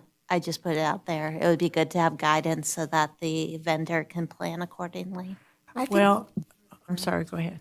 I just have a question about advertising, because the farmers market is now so popular. And so is this something that is still $10,000 worth of advertising, is that still needed? So, Brianna Coons for the record, we only use 5,000 for advertising.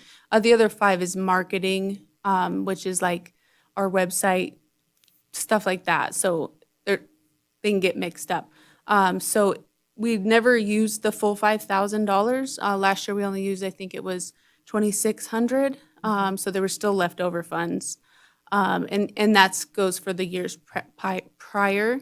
So 5,000, we wouldn't even probably touch even close to that for advertising. So, So I don't know how to, I don't know what I can recommend on saying, okay, let's do maybe 2,000 is what my plan was this year for advertising, but there was just a little bit of black hole, so I kind of have been trying to figure out how to change the funding up a little bit. So I was asking for 24,000 with 7,000 going to our marketing and utilizing 2, dropping 1. So I just need a recommendation on what you guys think. And what is the 15,000 used for? The Brianna? 15,000 is for expenses for the farmer's market. Okay. Restrooms, I have a list. I don't have it with me, but stuff like that. So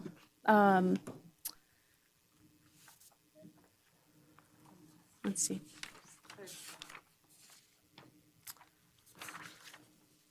Okay, so market supplies, we provide water, ice, and cups we get tables, signs, medical kit, the restrooms, the wash station, the dumpster that we provide for all the vendors, office supplies. We are part of SNAP, so we have to pay for a machine to utilize their funding source, licensing, marketing, as far as newsletters, email subscribers, Facebook. We kind of use a little bit of funds for that. Advertising, magazines, and education to be able to stay up on all the new rules and regulations of farmers markets throughout the Farmers Market Coalition section. So here's a note of support for you, is we know that the price of food is going to be going up. We're in an inflationary period. We know that people that are on fixed incomes are going to have real difficulties.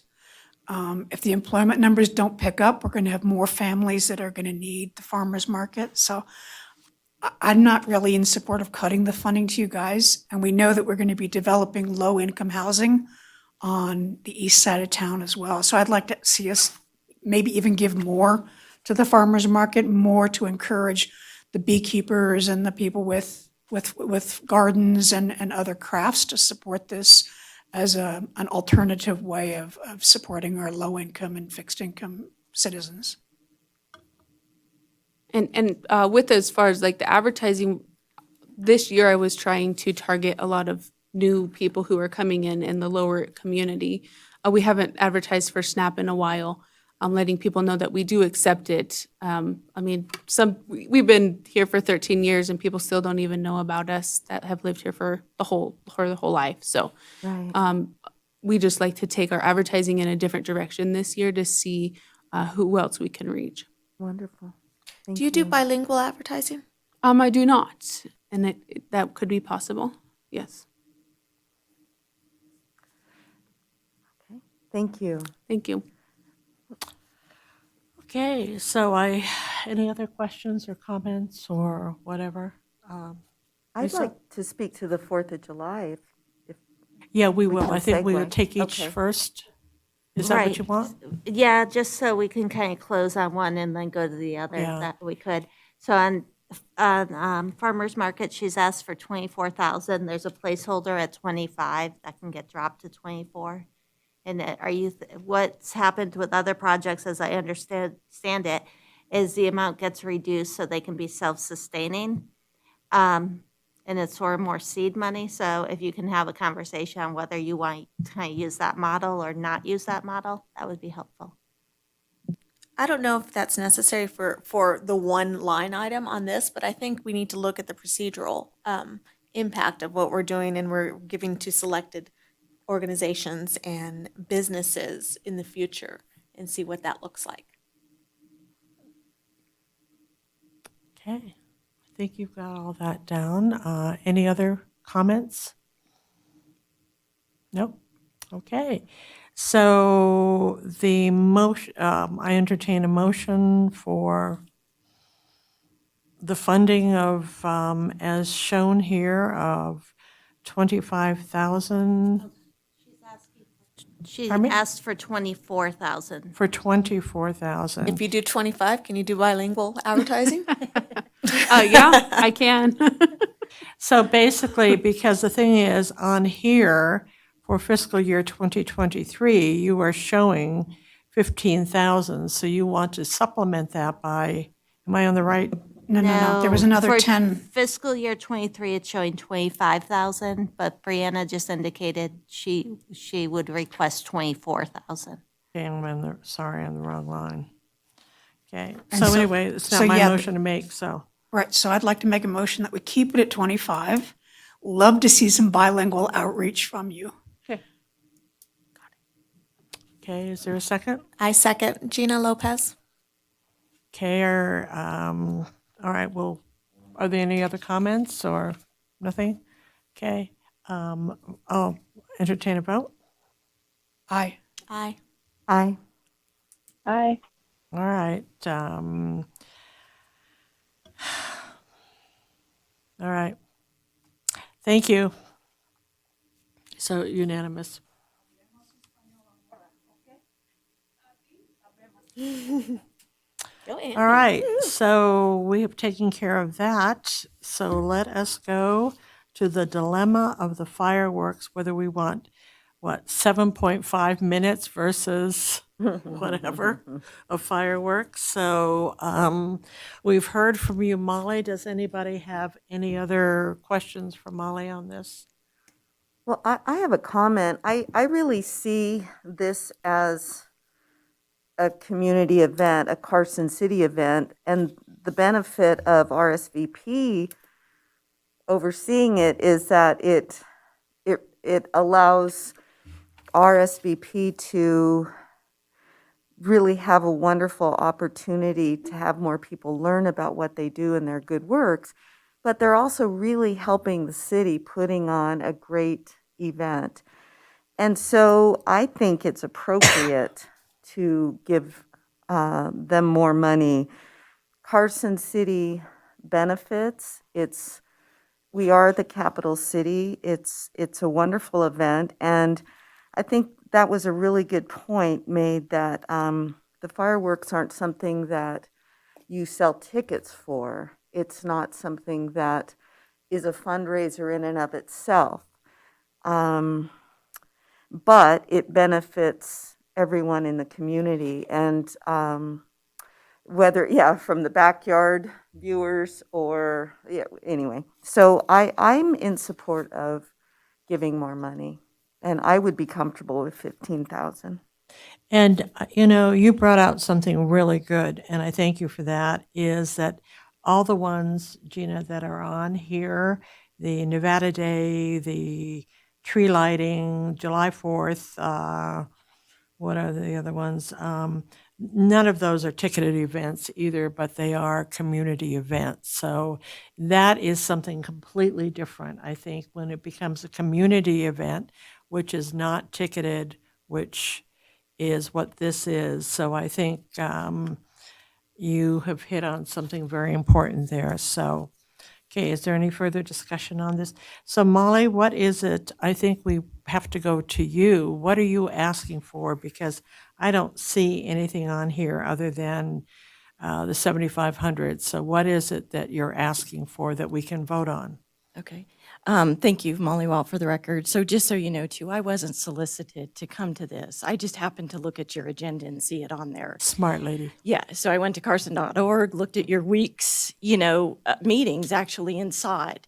So, so I was actually quite surprised because, I wasn't. And had I not, I'm not quite sure where we would be right now. I think we would be looking at 7,500, and then I would be doing my campaign again, all over again, save the fireworks. And I can appreciate, Commissioner Lopez saying, the arts and culture, because I've been there, for Pinkerton Ballet Theater. But the difference is those events can charge a ticket price. Not all of them, no. Yeah. But, and so this doesn't, and guaranteed, I proposed it to the city to put a fence down Mills Park and start, looking to say, how can I charge a ticket to watch the 4th of July? How can we charge the cars that are parked down Salmon Street and all the way down 5th Street, to figure out how to pay for this, because we are a nonprofit. And for 27 years, and, I've only been there for a little bit over a year, but for 27 years, it looks like it's been a donation. Outside of what the city and Carson Toyota have done, it looks like it has been a donation of RSVP, giving this donation to the city, the rest of that cost for a fireworks show. And we're a nonprofit, as is any other business, struggling to provide the direct services to keep our seniors and adults with disabilities at home living independently. And so that's, where we're at. So just so you know, I mean, it last year was probably the best that we've done, and RSVP put in $4,300 of its own money to pay for the fireworks. So with the donations that we received from individual donors and from Carson Toyota and the city. So, I mean, I would obviously. So what is the bottom line here? What do you want, Mrs. Walt? What I would really want? No. Yeah. Within reason. And it's a recommendation. It's doable remember. with the 15. I mean, we were able to do it with the 15, and I believe it was a great show.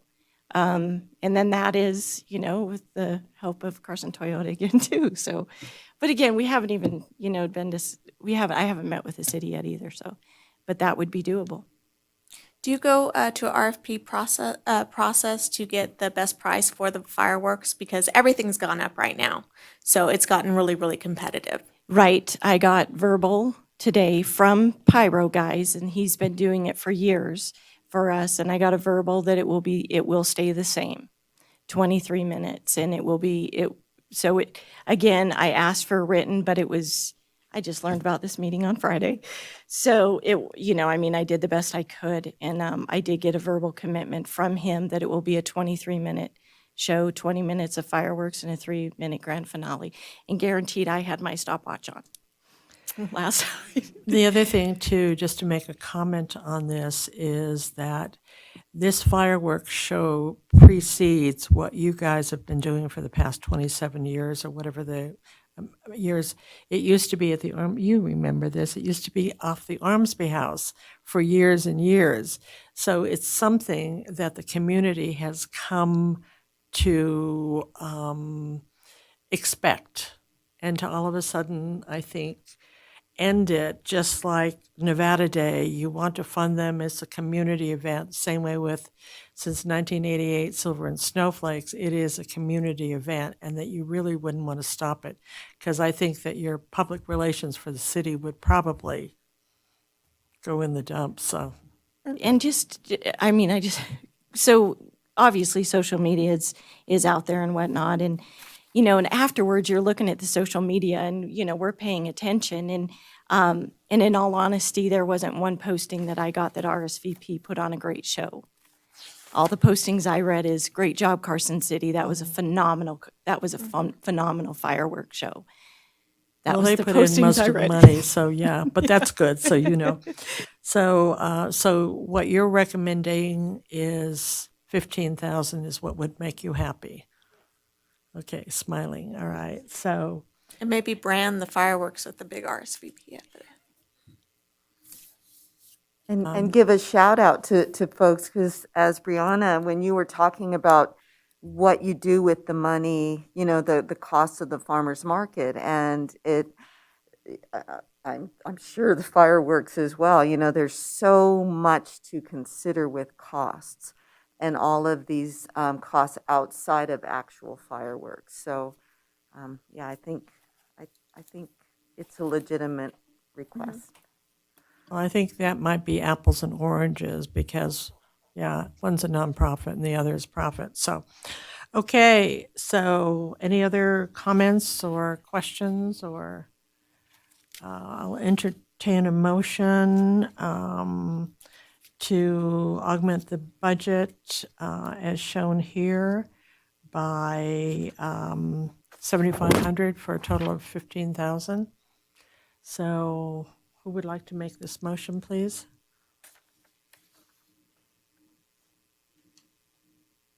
Okay.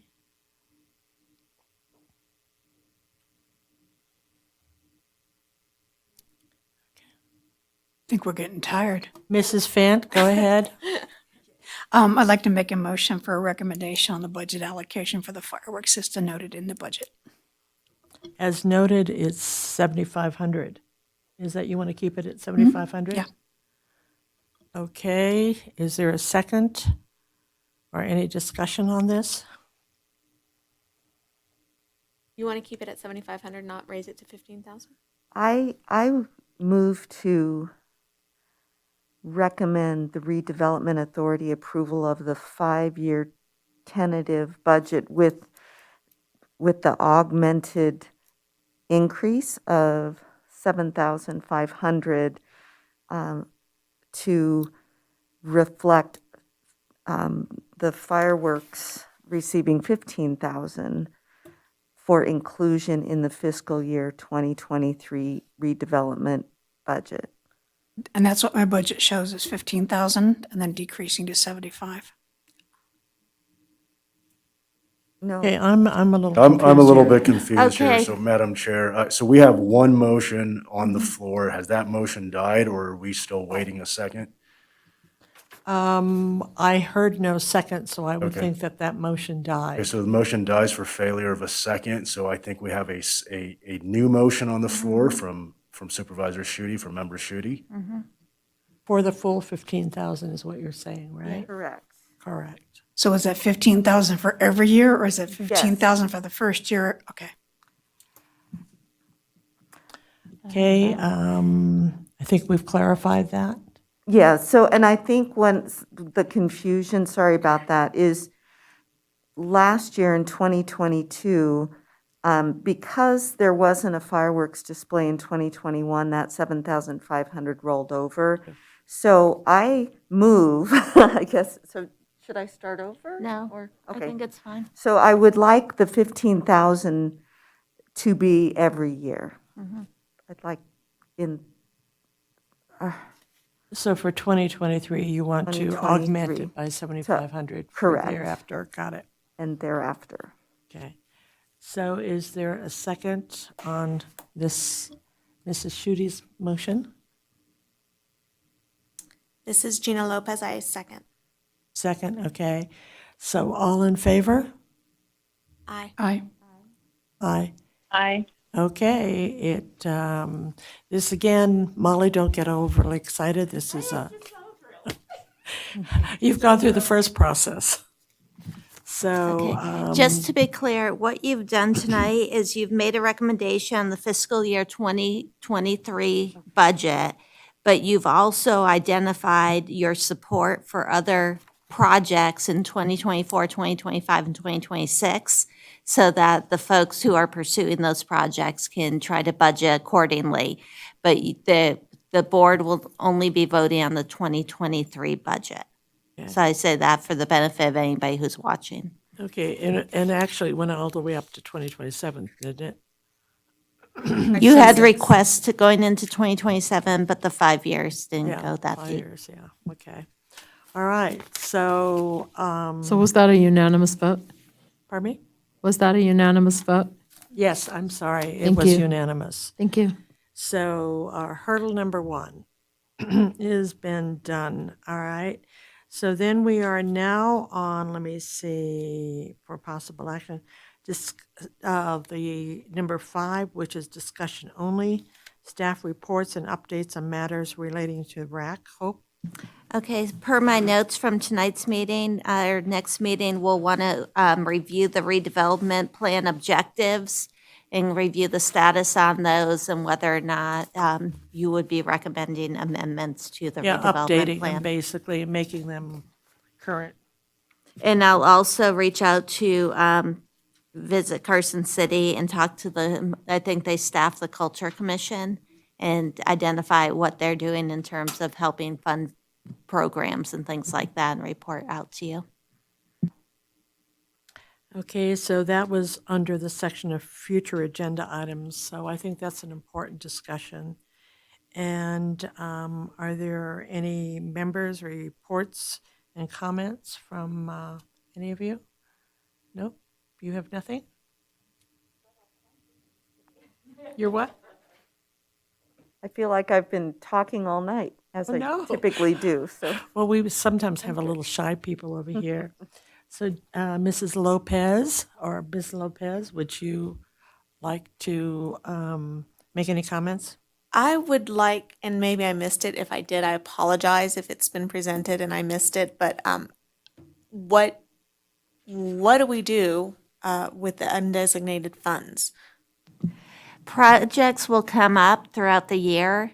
Like, for example, you'll recall, oh, actually, in the staff report, Randy Rice is right here. In the staff report, I mentioned that the arches, you all recommended, I think, $265,000 for that. The Redevelopment Authority and the Board of Supervisors agreed with that allocation. Randy's gone back and he realizes he'll need more money. He doesn't know what that dollar amount is yet. So that would be something he would come back before you and say, I'd like you to allocate X dollars from the redevelopment line item to this project. Or if there was some type of cultural event that the Cultural Commission couldn't fund and it made sense for redevelopment to fund it, that could be something that comes forward and asks to use the undesignated money. Public Works also came back this past year for $200,000 for sidewalks. They said, we can do more work. You have some money. Will you allocate it? And we'll do more work in the redevelopment area. So anything that's consistent with the objectives of the redevelopment plan. And the other thing too is it doesn't all have to be spent. It rolls over. Right. It can roll over because there may be a big project coming down, say like the Kmart building, okay, which has been the bane of everybody's existence in this town. Is that if there is a developer that comes in and needs some whatever that they need, this would be good to have some monies available for that, as they did with Costco and other big projects. So it doesn't all need to be spent every year. Is that correct, Supervisor Schutte? Okay. So so it's nice to think, oh my God, we got $1 million. Let's spend it. But we don't have to. We can keep it for other things. So, okay. Any further comments, or what about yourself? Can I just make one quick public Yes. comment? Yes. Just Randy Rice, City Engineer, for the record. Just wanted to thank you all for your commitment and serving here, and your support with Public Works tonight was huge for us. It's a big win. We're excited to deliver all these projects, and we couldn't do it without you, so thank you very much. Well, thank you, but again, remember, it's just a recommendation. Well, yes. That's the word of the night, the recommendation. Good point, good point. Good point. Okay, so you can thank us later. Did you like the snowflakes for the Christmas decorations? Oh, by the way, Randy, The Christmas decorations, did you like them?